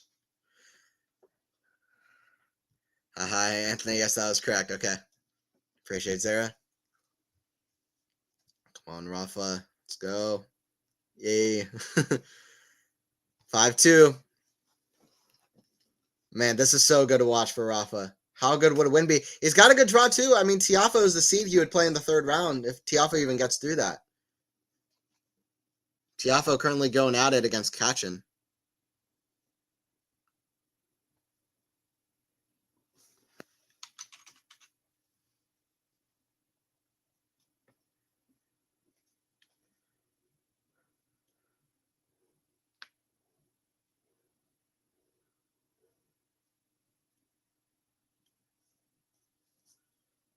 It's out off the serve from Rafa.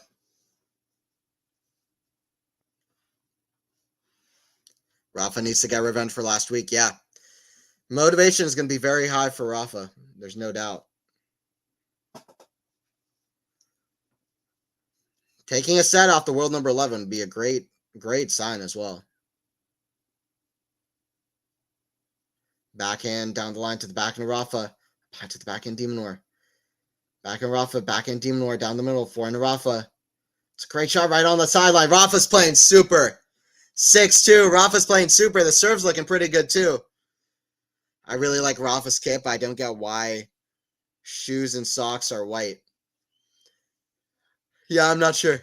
They're definitely not going to be white by the end of the match. They're going to be super super brown and filled with clay, but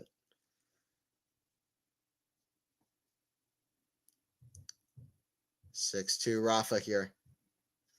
4 set points coming for the Spaniard. Serve down the tee. That goes long. So second serve.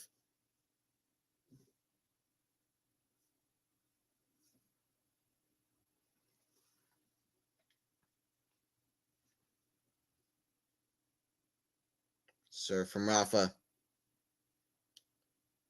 That's a double fault. So that's one back for Minaur. Just one mini break and 3 points divide the two now. One mini break and 3 points divide the two.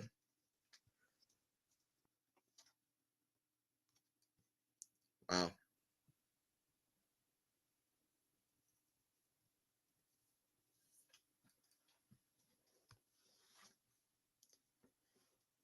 Minaur about to serve.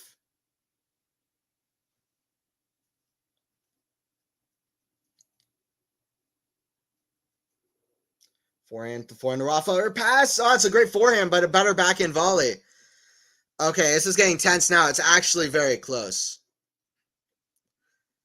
4-6 for Minaur. 7-4. Here we come. I said 7-5. Let's see face on. Let's see face on. We're going versus each other right now. 7-4, 7-5.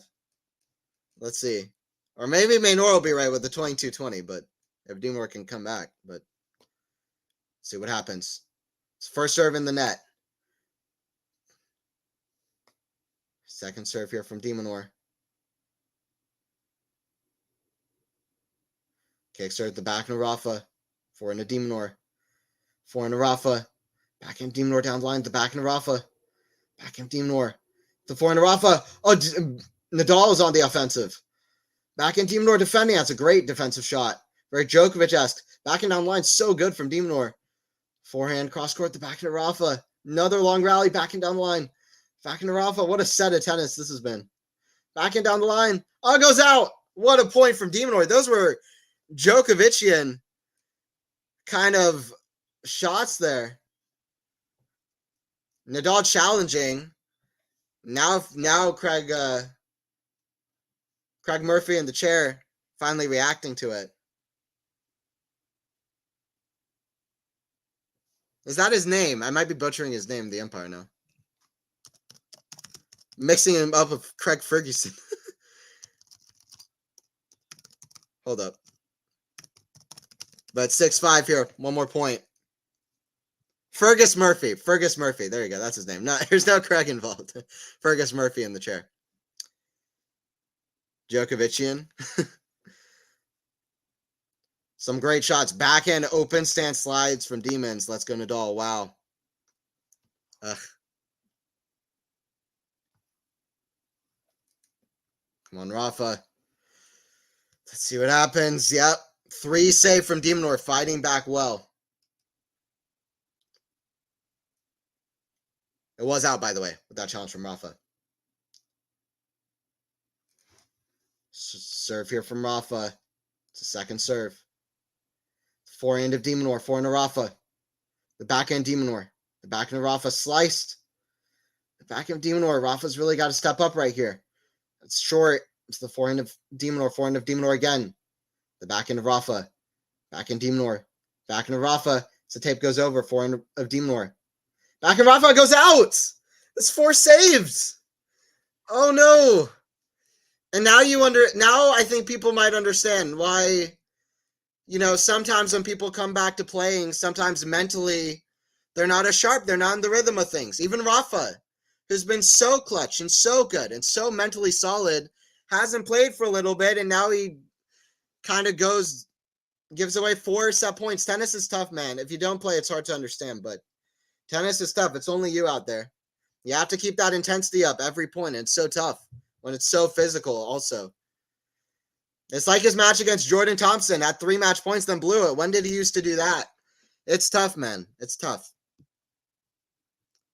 So many people here for Nadal. So, yeah, Sumit's got to be loving it. Big crowds coming out. Whoever knew that Nadal had so many fans? Rafa, 22-20, here we come, Minaur. You called it. Who said 17-15 as well? Who said 17-15? Some interesting calls there. I was almost going to say 8-6, but I said 7-5, so we'll see what happens. We got a close one here, though. What a set of tennis. Now I see why it was so tough for Roger to come back. Yeah, exactly as Sek one. It's tough. Backhand to forehand of Nadal. Backhand de Minaur. Down the line. The backhand of Rafa. Cross score forehand of de Minaur. Backhand of Rafa. Down the line. Backhand de Minaur. Forehand of Rafa. Backhand de Minaur. The backhand of Rafa. Oh, no way he made that. Where did that angle come from? That was magical. That was magical. The magic box they call the courts in Madrid. Where did that come from? Was I the only one that was caught back by that? How did he find that angle? That backhand was right inside the corner. He hit a backhand cross-court clean winner. Nadal's backhand was unbelievably good. I mean, Nadal's forehand is all time, and Nadal's backhand is so fantastic as well. I mean, listen, Nadal's just groundies from the back. He's so solid everywhere. He's so just top notch everywhere. That's continued on to 2024 as well. Biggest fighter in tennis, this is not done. That backhand was stupid good. Another set point, 5th one for Rafa. Forehand, she's got to play more aggressive, take the chance. That goes out. Nadal wins a mammoth 8-6 set. And that's a classic Rafa reaction. That is a classic Rafa reaction. First set under the belt. He's looking to make some strides in Madrid. He's looking to make some strides in Madrid. In the Spanish capital. 7-6, 8-6 in the first set. He had a fight there, but he wasn't letting that 5th set point get away from him. Fantastic. Let's go. The Spaniard with some great forehand, some great shots. Let's go. Everybody, vamos in chat. Vamos in the chat. I only want to see vamos. We're going to have that one guy who breaks the chain, but I want to see vamos in the chat. I want to see vamos is in the chat. Just pure vamos. Oh my God. 8-6. Vamos, Rafa. Vamos, vamos, vamos. Minaur rooting for de Minaur? I think so, Lexi. Minaur, are you rooting for Alex there? Vamos, vamos. Vamos is in the chat. Absolutely. Vamos is in the chat. Vamos is in the chat. Vamos, vamos, vamos. Lexi, now I root for Rafa. Okay, nice. Okay, these stats look better for the winner stone force, by the way. They look a little bit better. A little bit more positive than the ones that I had here. Vamos is in the chat. Okay, I'll be back for the second set. Hour and 60-minute long first set. One of the better sets of the clay season, I think. Definitely one of the most compelling. Rafa, I mean, Rafa playing some of his best tennis of the year so far, playing against the world number 11, takes the first set. By the way, Medvedev took the second set against Arnaldi, so keep an eye on that too. All right, I'll be back for the second set. I'll be right back.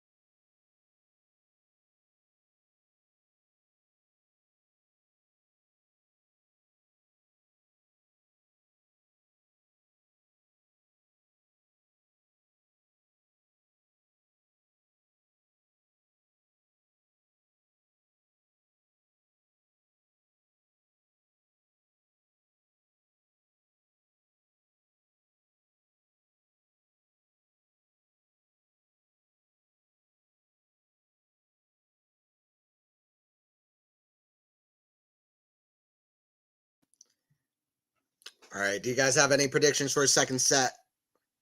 Let me see some predictions for a second set. I love it. Lots of vamos in the chat. Vamos, vamos, vamos. Come on, Rafa. 6-0, Rafa. Let's go. Nice. Long set. Yeah, an hour and 60 minutes. You don't get much longer than that. I don't know if we're going to have a Mute and Shang situation. I love that. I need to really, I want to just watch that match in full. I didn't get a chance to watch it live. I only caught the replay and the highlights. That match is crazy. The drama that I saw in that match, Mute and Shang. I wanna watch the full match. I want to sit down and watch it like a freaking movie because it was like 4 hours long. But those are both super talented guys. They're both, I don't know, just it was the perfect storm. I think that match was crazy. 4 hours long the other day, but that's got to be, that's one of the longest best of 3 set matches ever. It might be the second longest. Some people were reporting that it was 4 hours. I've only ever seen one other 4-hour best of 3 set match that didn't have, an extended third set, like at the Olympics, for example, like Federer and Del Potro in the 2012 Olympics. All right, we're back playing here. 30 love for Minaur. Both these guys are fighters. This has been awesome. Vamos equals come on. Vamonos equals let's go, according to Google Translate. I never knew that. I actually never knew that, but thank you for the information. I thought Vamos was just let's go. But come on. Okay. So all these years I was not understanding Rafa or Carlos. I thought they were saying let's go. It's basically the same thing, right? Come on and let's go. That's interesting. Second set depends on Rafa's physical stamina and health. Yeah, I mean, hopefully, if it does, then hopefully he can either win it or have something in the gas tank left for the third set if it needs to go there. I mean, not just in terms of rooting for Rafa, but also in terms of us having a competitive match here, like we did in that first set. Back in Rafa big to the forehand. De Minaur's in the net, 30-all. Rafa starting off strong here. Rafa starting off strong here. Hey, what's up, Gary? What's up? Long time no see. Just want to congratulate Rafa fans on being able to watch him play a bit more. I'm happy about it too. Hey, thank you for that. Thank you for stopping by. Yeah, we got lots of Rafa fans here. We've been rooting for the chat has been rooting for Rafa all the way. So good to see Rafa back. I'm so happy to see Rafa back and playing at this level. Hell yeah. And happy to see him grab the first set against a world number 11. Means he's playing at a top level. Rafa 6-4. Okay. Let's see. Vamos. Let's see you. Yep. Good to see Rafa back at this level. Forehand. The forehand of De Minaur. Cross court the back in Rafa. Back in De Minaur. Forehand Rafa. Back in De Minaur. Slice the forehand Rafa. It's a good shot inside out. Rafa starting off strong here very early, 30-40. Rafa's sense might be, I think Rafa's still playing a little bit more aggressively, starting off strong here. He doesn't want to make this, I don't think he wants to play a whole lot more long rallies. If he's able to play a little bit more aggressive and take charge here, like he did a little bit towards the end of that first set, although they were still playing very long rallies. I think that'd be a good thing for Rafa because the fitness is a question mark. Serve here from De Minaur. Kick serve to forehand Rafa. Back in De Minaur. To forehand Rafa down the line. Forehand De Minaur. Oh, that's a great forehand. But Rafa gets it. Oh! De Minaur goes really low percentage with a backhand cross court. And it goes just wide. Rafa grabs the first break of the set, 1-0. That's what De Minaur feels like he has to do, though. Go for the lines. Feels he has to go for the lines. Apparently, Vamos is let's go, and Vamonos is let's leave. So very similar meanings. Oh, okay. Okay. So I'm seeing a few different things, but Vamos could be let's go, and Vamonos is let's leave. Gotta ask Dora or something, you know what I mean? So I'm used to learning Spanish back in the day is in Dora. Yeah, let's see, Vamonos. So now I'm looking into Google and it does say Vamonos, let's go, but Google isn't the best Spanish dictionary. Difference between vamos and vamonos.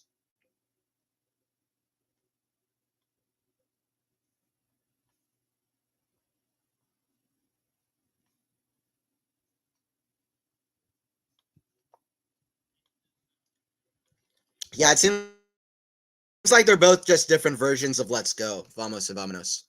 Anyway, 15 love for Rafa, starting off strong here. Anthony, you mean there aren't 101 De Minaur fans here making noise? No, I don't think so. I don't think so. There's a lot of big Rafa fans. Word reference is a good resource. Okay, nice. Yeah, I'll check that out. Might be a regional or country specific thing. Yeah, often it is regional. Just the ways that words take on different meanings. Often it is pretty regional. Forehand slap, flat, down the line from De Minaur. Backhands in the ground. Feels like De Minaur's just lost a little bit of something here. A little bit of pop. Nadal is fully in control of proceedings. Now, can he keep that up? His level? That's one question. Second question. Mentally, is he going to be able to cross this line? Second question. Third question, probably the biggest one, physical. Is he going to be able to cross this line? The second question of mental comes into play the most because he kind of folded a little bit on the first 4 set points he had in that first set. That said, he still got it done on the 5th one, which is what counts. But the biggest question of them all, it's not game-wise, it's not mental, because I definitely have the belief in Rafa, especially after pulling out that first set that he can do it. And he'll have the belief, with just what he's done here and on clay courts. But I think the big question is physical. So let's see. De Minaur is going to want to keep these points long. In my opinion, De Minaur wants to keep these points long. Even if he's struggling in some of these rallies, he wants to keep these points long. Do you think Rafa is playing any differently as compensation for his injuries, etc.? Yeah, a little bit differently. I mean, he's definitely like one step slower than he was. His serve is definitely slower than it was and doesn't have quite the pop on it. And but is he playing more? I don't know if compensation for his injuries, just compensation for just staying fit in general. We might see him start to play more and more aggressive as this match kind of goes on. That forehand goes out from Nadal. But on the serve is the big thing with the ab injury. He's compensating for the serve by bringing it down a notch on the serve. But even the serve is looking better to me than it did in Brisbane or in Barcelona. So at the moment, De Minaur is one of the good guys. Oh, absolutely. And a great player. I don't think he has any haters, but he's playing Rafa on clay in Spain. Well said. Couldn't have said it better. De Minaur, yeah, De Minaur is one of the few guys I really think that everybody respects him, but it's Rafa. Backhand of De Minaur, the forehand of Rafa, the backhand De Minaur, the forehand of Rafa. Inside into backhand De Minaur, that goes out, 40-30 for Rafa. 40-30 for Rafa.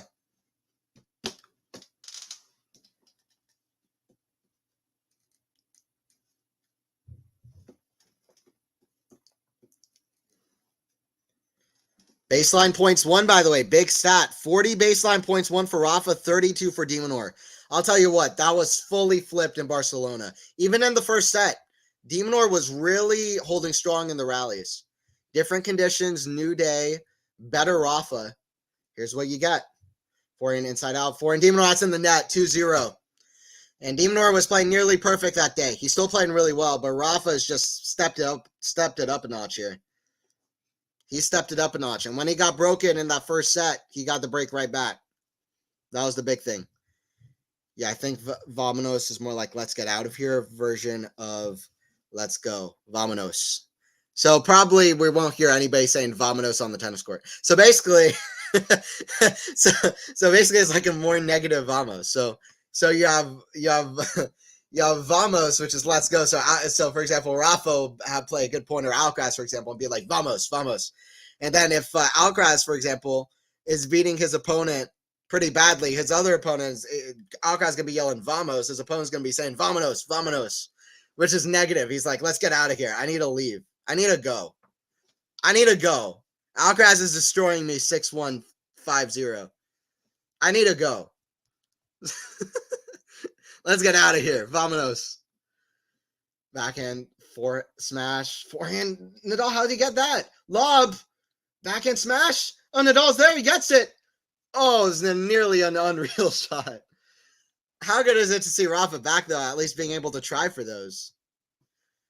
Listen, though, if we were in 2005, if we were in 2009, Rafa would have hit one of the shots of the year. You know that. He's just a step too slow at the moment. I think Rafa knows it too. He's like, if you played me like 15 years ago, De Minaur, it would have been a different story there. I would have gone that shot, hit a crazy backhand, hit a crazy forehand flick. LOL. Vamonos. Let's get out of here. All right, 40 love for De Minaur. 3 game points. De Minaur to get to 2-1. Or to get to 1-2. Forehand big to the backhand of Nadal. That goes out. 2-1. 2-1. De Minaur staying close. De Minaur staying close. Let me know, guys, what's been your favorite match of the year so far? Your favorite match of the 2024 tennis season. What's been your favorite match of the year so far? It's been a rather interesting season. Honestly, it's been different, especially on the ATP side. Sinner winning the Australian Open. It started off differently. Djokovic has not been in winning ways for very much. Nadal coming back, it's been weird.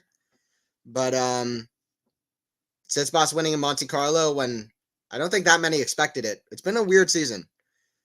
We're only just getting started. It feels like we don't really know how we're going it's hard to know how we're going to look back on the 2024 season when it's all said and done. It's looking quite likely that Sinner is going to have his name written on this season in a lot of ways. But man, it's very up in the open, especially with Alcaraz, to be honest. Alcaraz could really make his mark this season. So can Djokovic. So can Medvedev, maybe. So can Rafa.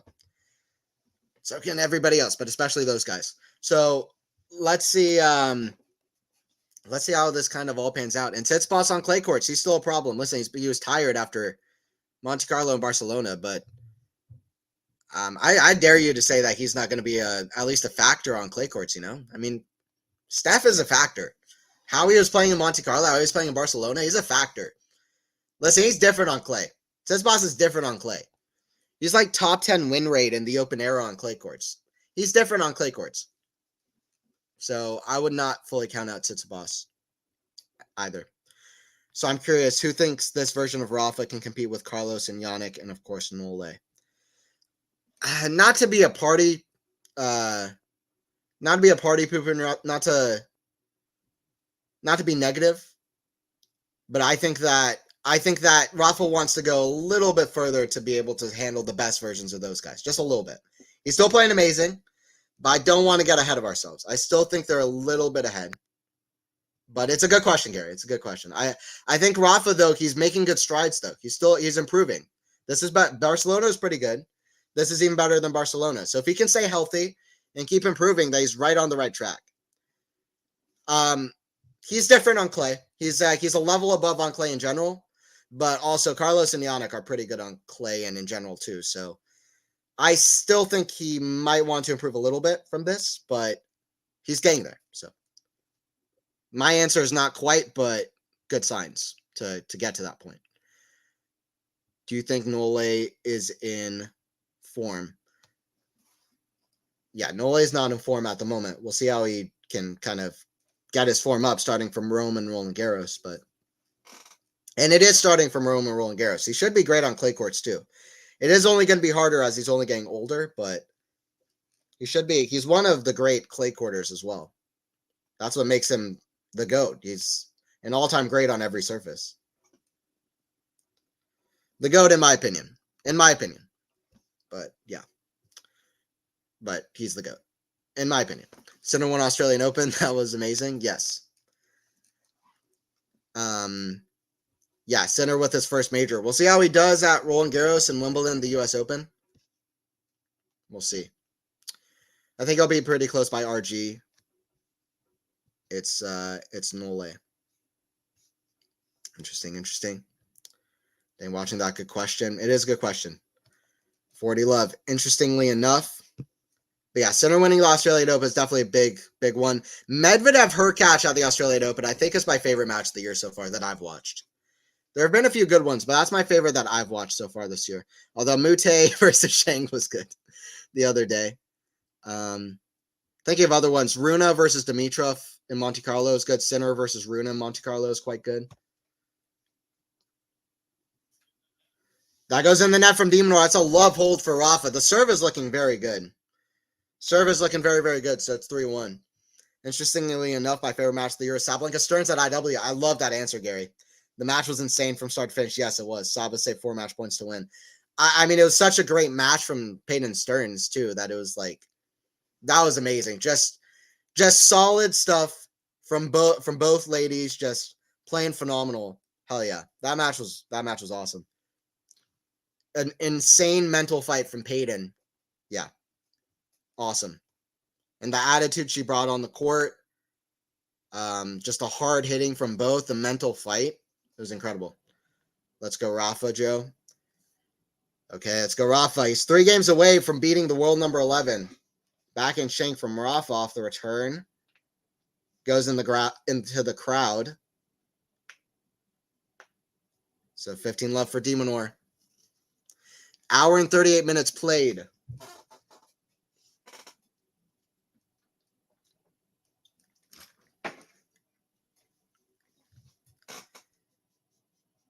end Rafa, and the back end Minaur. That goes out. So 15 all.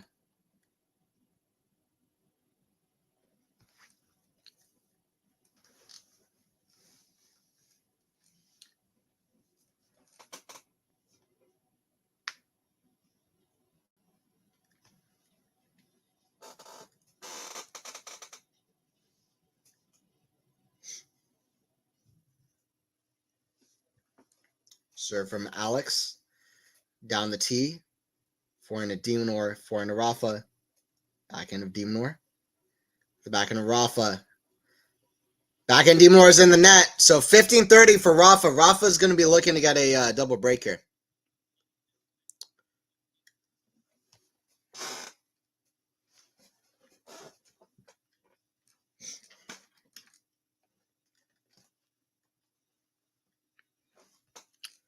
$15-30. Rafa 2 points away from a double break. Minaur's level just feels like it's dropped a little bit, and Rafa's playing crazy. Really, really well. Best tennis he's played in the year so far. Backhand down the middle. That's in the net from Rafa. So 30 all. It's the best tennis Rafa's played in 2024 so far.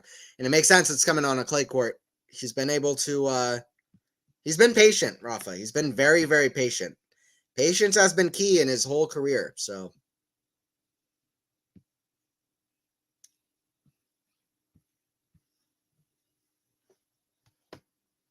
Nadal going for the double break. Ouch.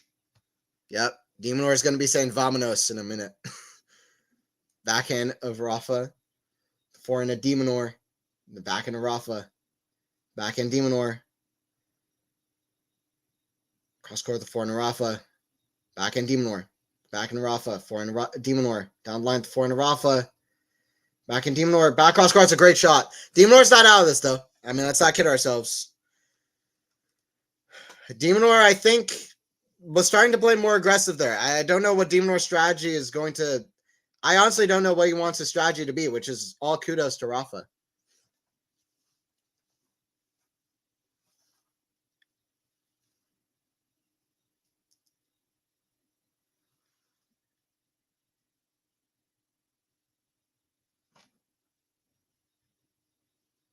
Serve down the tee, back in Rafa, the backhand Minaur. That's in the net. Deuce. We're at deuce. Rafa 2 points away. If you are a Minaur fan, you want him to pick up right here, right now.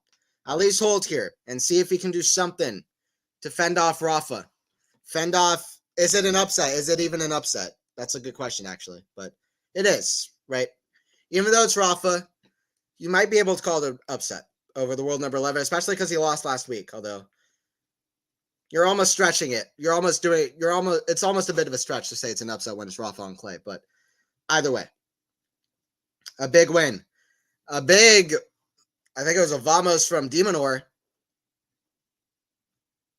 It's advantage for Minaur. Absolute guttural vamos from Minaur. Trying to pick himself up. Serve out wide. Second serve coming here for the Aussie.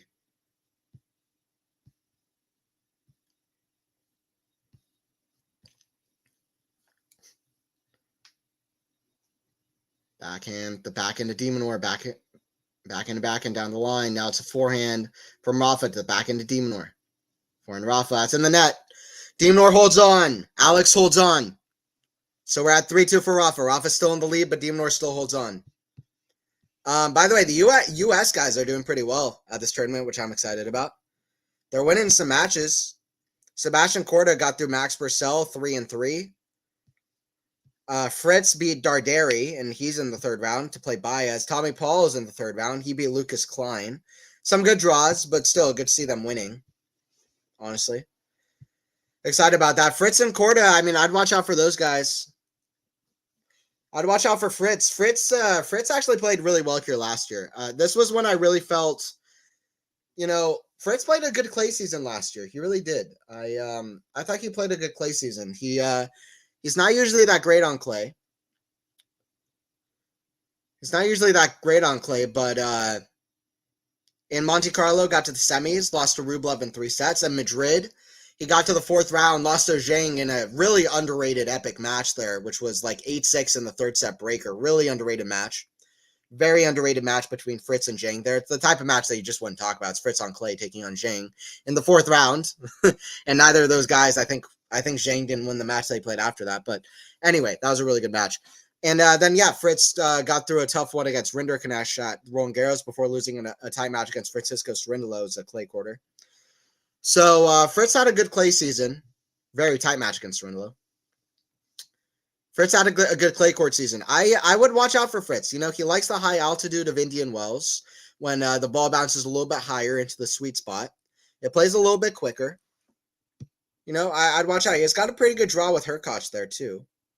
Also, Zverev, Paul, Shapovalov, as well as in there, beat Echeverry. It's good to see Shapo. It really is very good to see Shapo back getting some wins under his belt. But yeah, it'll be interesting. And Sebastian Korda, I think, is like the one American guy who can actually play on clay. So, wow, come on, Rafa. Yep. 3-2 here for Rafa. He's at the line to serve. Serve in the back end of de Minaur, forehand to Rafa. Back end of de Minaur, forehand to Rafa. Back end of de Minaur, forehand to Rafa again. Back end of de Minaur down the line. Back end slice. Rafa's a lob. Smash. Oh, Rafa's there. Oh, so nearly. Again, he hits a crazy shot, but he hits it out. Love 15 for de Minaur. He grabs the first point.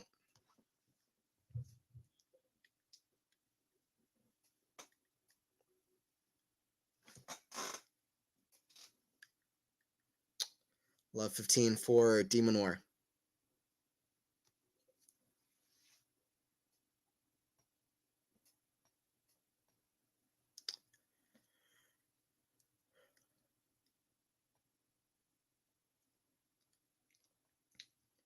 Serve Rafa. Out wide to the back end. de Minaur. Drop shot. de Minaur gets there quickly. Okay. It's getting interesting.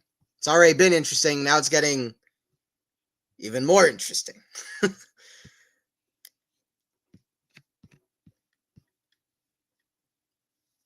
Medvedev, by the way, 2 games away from beating Arnaldi. That would be a good win from him coming back from being down 6-2.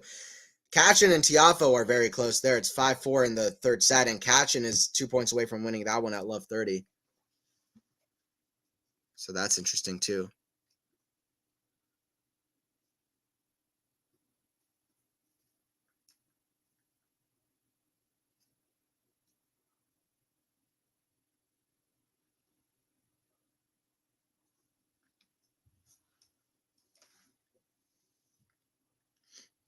Sir, big point here.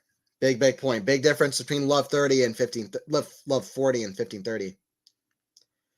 Back into Rafa to the forehand of de Minaur. Back into Rafa, just playing solid, rallying, getting a shot in, and that goes out from de Minaur. So 1530. de Minaur is rushing himself a little bit, not really playing his game very much. And when you're forced to not play your game, bad things happen. Rafa needs to finish this match in 2. Yeah, it's definitely possible. Let's see how Rafa can do to finish this off. Nadal going for the double break. Now he's going to hold his serve here, not go back on serve. Come on, Rafa, hold Rafa. Yep. It's a Joe. It's a Lexi. 15:30 here. Rafa with the serve. Hour and 46 minutes played. Already very long match.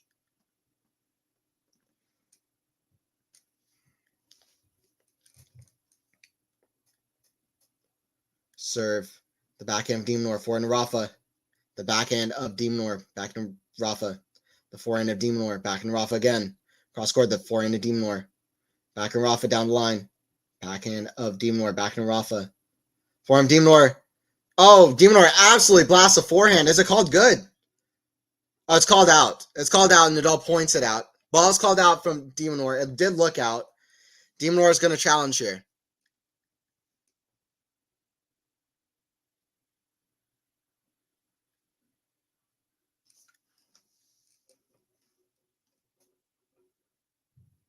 It is out. Okay. It was close. It was close to a great shot, but it was out. Subcorda needs to step it up just to remain in his own family. Jeez, that's brutal. Sister Nelly now has 5 PGA wins in a row, including a major. Are you kidding me? Yeah, Nelly is. Yeah, that's insane. Yeah, his sister is like the best at golf in the world. So, yeah, Cordo's definitely got the winning genes. Somehow I knew you'd be here today. How'd I know that? Yeah, Alexi always joining in. Of course, it's a Rafa match. Hell yeah. Rafa the fave. Forehand, cross court. Backhand, the backhand de Minaur. Forehand Rafa and the forehand de Minaur. Backhand Rafa. Drop shot. That goes out. So it's 40-30 for Rafa. I believe in Corday. Yeah, same. I believe in him too. He's been disappointing me, but I believe in him too. Absolutely. This has been a great match to watch. Great fun to watch. Nadal down love 30, now climb back. Once again, guys, Anthony Hirsch here commentating for Quality Shot Tennis. If you are new, please don't forget to subscribe like always. Please don't forget to sub if you are new. We always have a good time. I have a good time. Hopefully you guys have a good time as well. Yeah, hopefully Corda picks it up. He should be good on all 3 surfaces. It's just one of the things that I'm excited about him. One of the things that makes me excited about him. Forehand Rafa, the backhand of de Minaur. Forehand Rafa, side in, backhand de Minaur, cross court. Forehand Rafa, backhand de Minaur, forehand Rafa. Backhand de Minaur, forehand Rafa again. Back cross court, the backhand de Minaur. Backhand Rafa, the forehand of de Minaur. Ah, it's a great shot. It's a backhand blow from the Spaniard. 4-2. 4-2. Let's go, Rafa.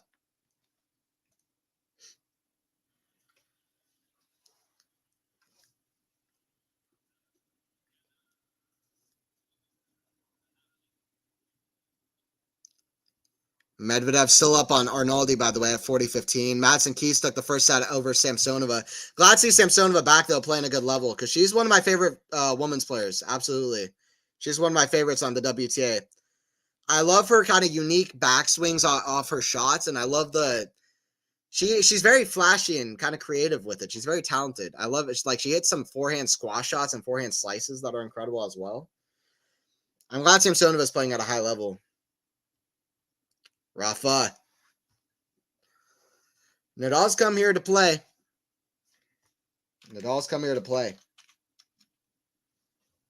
By the way, Nadal would be very happy to learn that next up, he doesn't have Francis Tiafoe, who beat him at the U.S. Open. He's got Pedro Cachin. I mean, Nadal is a massive favorite in that if he wins this. Nadal's a massive favorite to get to the last 16 in Madrid if he wins this match. I mean, Cachin's not going to beat Rafa. I don't think he's going to beat Rafa. So, if Nadal wins this, as long as he's healthy, he should be in the final 16 in Madrid. And I'll tell you who he plays then. I kind of forgot his draw a little bit. But if Nadal gets through that, then he's got Lehechka or Montero. Tsitsipas is out. Nadal's draw is fantastic. Nadal should be maybe a favorite to get to the quarterfinals. And then look at his draw after that. He's got Medvedev, Korda, Shelton, Bublik. Those are some winnable matches too. It's not impossible if he's playing like this at all. And then on his side, he's got Yannick. It could be a Yannick Rafa semi. I don't want to get ahead of myself, but I mean, come on. Is he going to lose to Pedro Cachin? No offense to Cachin, great player, but if he's healthy, I don't see him losing to Cachin. And after that, Lehechka and Montero, he should be a big favorite too. Should be a big favorite too. So by then he's in the quarters at least. And then it could be tough against Korda or Shelton or Medvedev, or whoever gets through that. But I'm just saying, this is a great opportunity for Rafa if he can get through Demon here. At least they get to the final 16. 30-15. Great opportunity for Rafa. I don't see him losing to Cachin if he's healthy. Not playing like this. 40-15.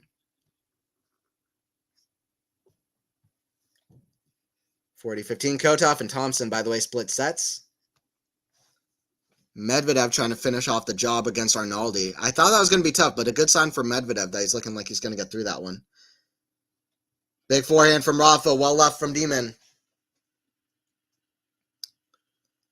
Well left by Demon.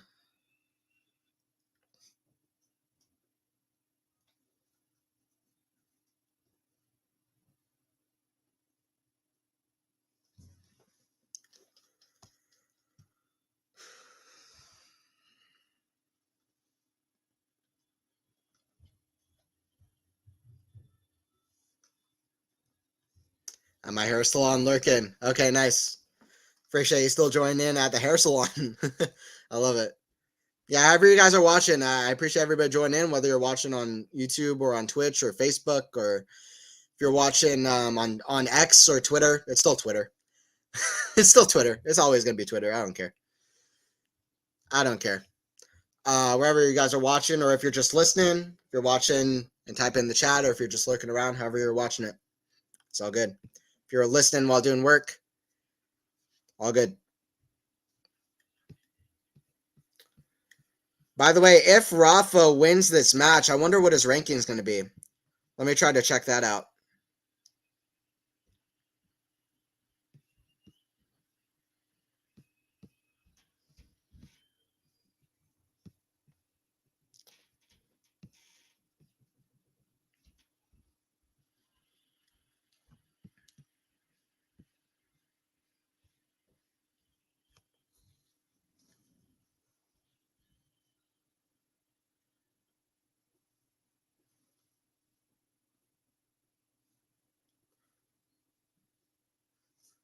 Trying to see Rafa's live rankings if he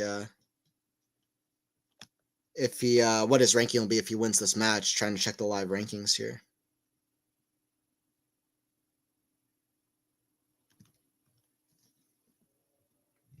Yeah, Nadal is number 421 in the world, according to the ATP live rankings.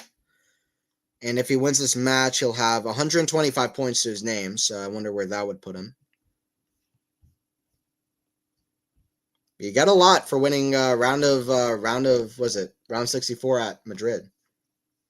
That's a good number of points to move up the rankings where he's at. Even more if he could beat Kachin in the next round too. If he gets through this, still an if. Oh, that is a forehand, sweet forehand down the line. We're seeing flashes of Rafa's best. Let's go, Rafa. I'm sorry, Anthony could not cancel my appointment. No, you're good. You're good. Go with the hair salon appointment. It's all good. Listen, as long as you're joining into the stream, I appreciate you being here. Let's go, Rafa. Yep. But okay, so trying to check what his ranking would be if he gets through it.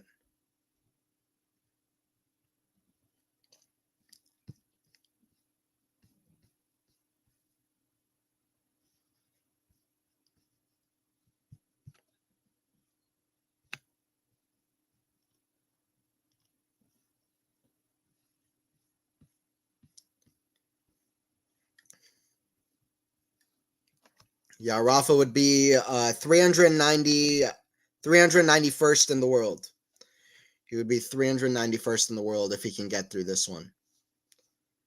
And then if he beat Kachin, he'll have another big jump up. So, I mean, the ranking I don't think is the most important thing at the moment, but anyway. Backhand, the backhand of Minaur, backhand of Rafa, forehand of Minaur, backhand of Rafa, down cross court, forehand of Minaur. That goes out. So 30 love for Rafa here. Is Rafa a wild card here? Yes, Rafa is a wild card. Rafa is a wild card, and he deserves it. He is the least questionable wild card I've ever seen.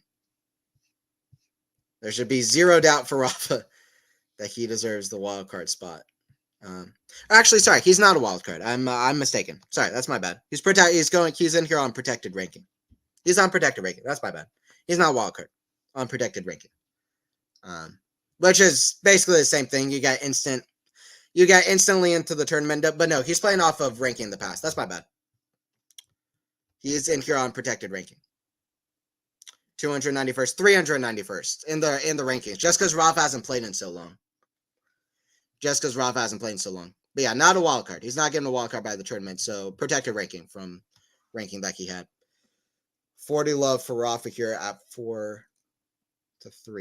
Serve Rafa. Almost 2 hours on the clock. And we're not even done with the second set. But it's 5-3 for Rafa. He's a game away. He's playing incredibly well. This is by far the best tennis I've seen him play this year. To try to take out the world number 11 is a statement to say that Rafa is officially back. As long as the health sustains, I mean, this is by miles and miles the best win he would have all year in his comeback so far. Best win he's had in a minute, actually. Even towards the end of 2022, he wasn't doing very well. Like, this one, I don't know what I'm sure somebody on Twitter or whatever would have the stat. But this is his highest ranked opponent since who? Is a good question, actually. Gonna look it up. I'm gonna look it up. Serve down the tee. That's a good serve. It's an ace from de Minaur down the tee. De Minaur's got to just stay close here. Let me know in the chat if you know. But how long is protected ranking? I think it covers, I'm not sure exactly, but I think it covers like 52 weeks or maybe like a couple of years, but you can only use it a certain number of times. But I'm not sure. It's a good question as well. That backhand down the line is killer from Rafa. This is why he's one of the greatest to ever do this. This is why Nadal is one of the greatest to ever do this. I mean, what a legend. What a legend. That's what he is. Love the sound of that protected ranking. Yeah, Alexi. It sounds cooler than wildcard. Wildcard sounds a bit like, I don't know. It's like, should he be in this tournament? It's a bit of a wild card. Protected ranking is like, yeah. Yeah, he's good. He's protected. Backhand. Forehand drop shot. De Minaur. That challenge from... It's a challenge here coming on the de Minaur shot off the baseline. I think Nadal... I believe that Nadal challenged it. I couldn't hear it, though. My stream kind of lagged for a second. It is out from de Minaur, so 15-30. It is out, so Nadal is 2 points away from taking this.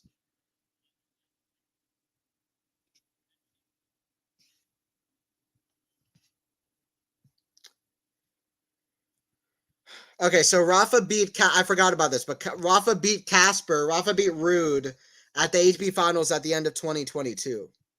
So that one. It didn't count for anything outside of, I think, like 200 points, but he did beat Casper, so that was his last win like that.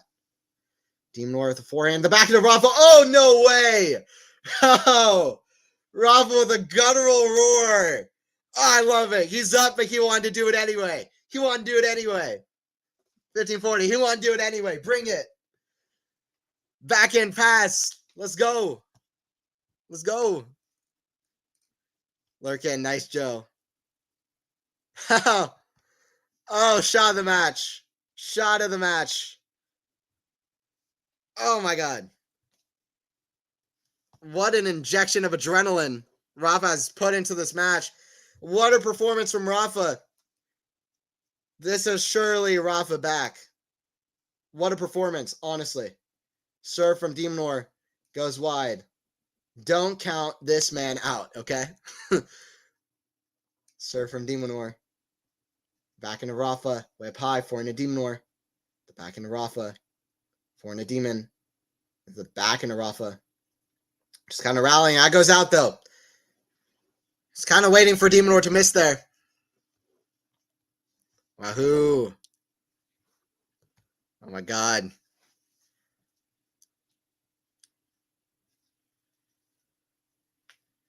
So good to have Rafa back at this level. It's been a while. It feels like Djokovic has been the lone guy at the top. Roger hung the racket. Rafa's been out. Second serve here from de Minaur. Staring down the barrel. That's a double fault. Rafa's back in business. Rafa takes out the world number 11. He's back on the clay, and he's back to, I don't know exactly what, but to an incredible level. And he's back.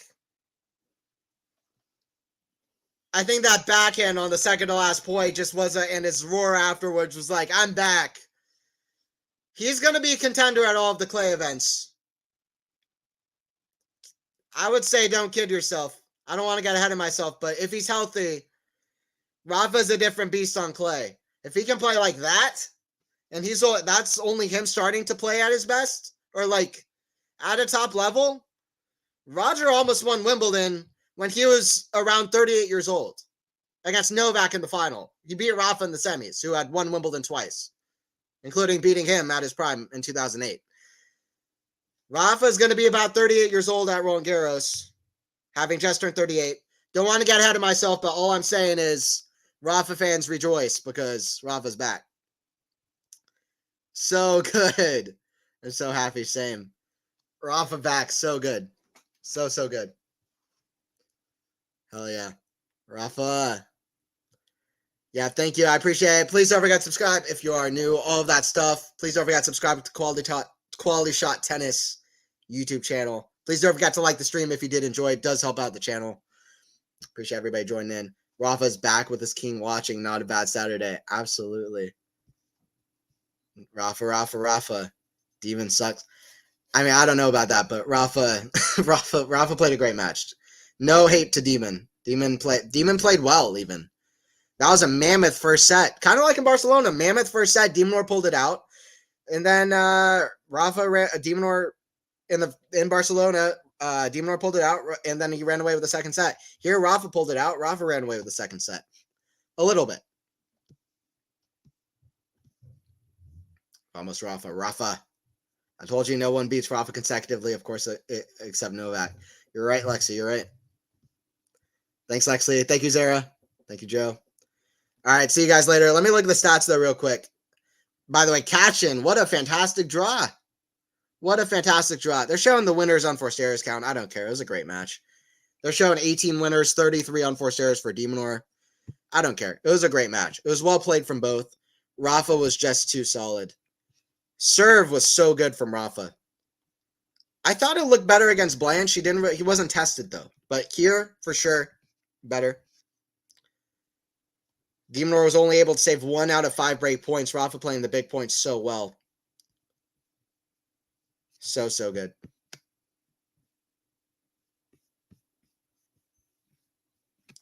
So good. For Rafa. Rafa's back. Kachin in the next round. And then he's got Montero or Lehechka next. And then he's got potentially, did Medvedev win his match? I wasn't looking at the scores, but did Medvedev win his match?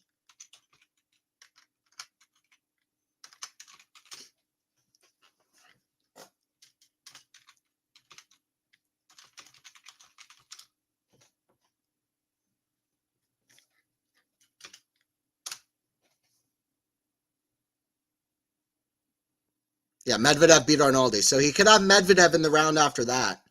Or he could have Sebastian Korda. Korda seemed to play well today, so and he seems like he likes the clay, and Medvedev doesn't like the clay as much, so that could be interesting. Also, I don't know if Medvedev doesn't love playing on a high bouncing court, so I don't know. He played pretty well in Madrid last year, but he doesn't love a high bouncing court, so I would watch out for Korda to beat Medvedev, maybe. Bublik, Shelton. I don't know. Nadal's got a great draw, though. Nadal Sinner semifinal. I screw it. I'll get ahead of myself. If that happens, that would be such a great match. I've been waiting for Nadal versus Sinner. We have Alcaraz versus Djokovic. The other side of that is Nadal versus Sinner. How good of a matchup that is, especially on clay, where Sinner can struggle a little bit. Nadal is so good. Another kind of GOAT versus youngster kind of matchup. Nadal doesn't like playing guys like Jannik. Kind of like Federer versus Rafa, the clash of styles that they bring. I've been saying it for a while. Rafa versus Sinner, they played some great matches, and Rafa was the guy who was way ahead of the pack, but now it's and really getting ahead in a lot of those matches. He was winning those matches, but now it's Sinner who might be the favorite, but who knows? On clay? Yeah, thank you. Thanks, Lexi. See you guys later. All right, I'm out of here. Rafa, though, watch out for Rafa. Rafa's back. And how good it is to get the Spanish Gladiator back in the Magic Box. For the performance, that will be looked back on for history. I mean, this is the first match that Rafa played in his comeback that it really felt like Rafa has really shown up and really stated himself objectively, I'm back. I'm back in business. To be the world number 11, you can't turn away from it. A guy who's in form like Minaur beat him last week. You can't turn away from an hour and 60-minute long first set. Hit some stellar shots. Rafa's back, and how good it is to have one of the greats back in the game. He'll take on Kachin in the next round. See you guys then.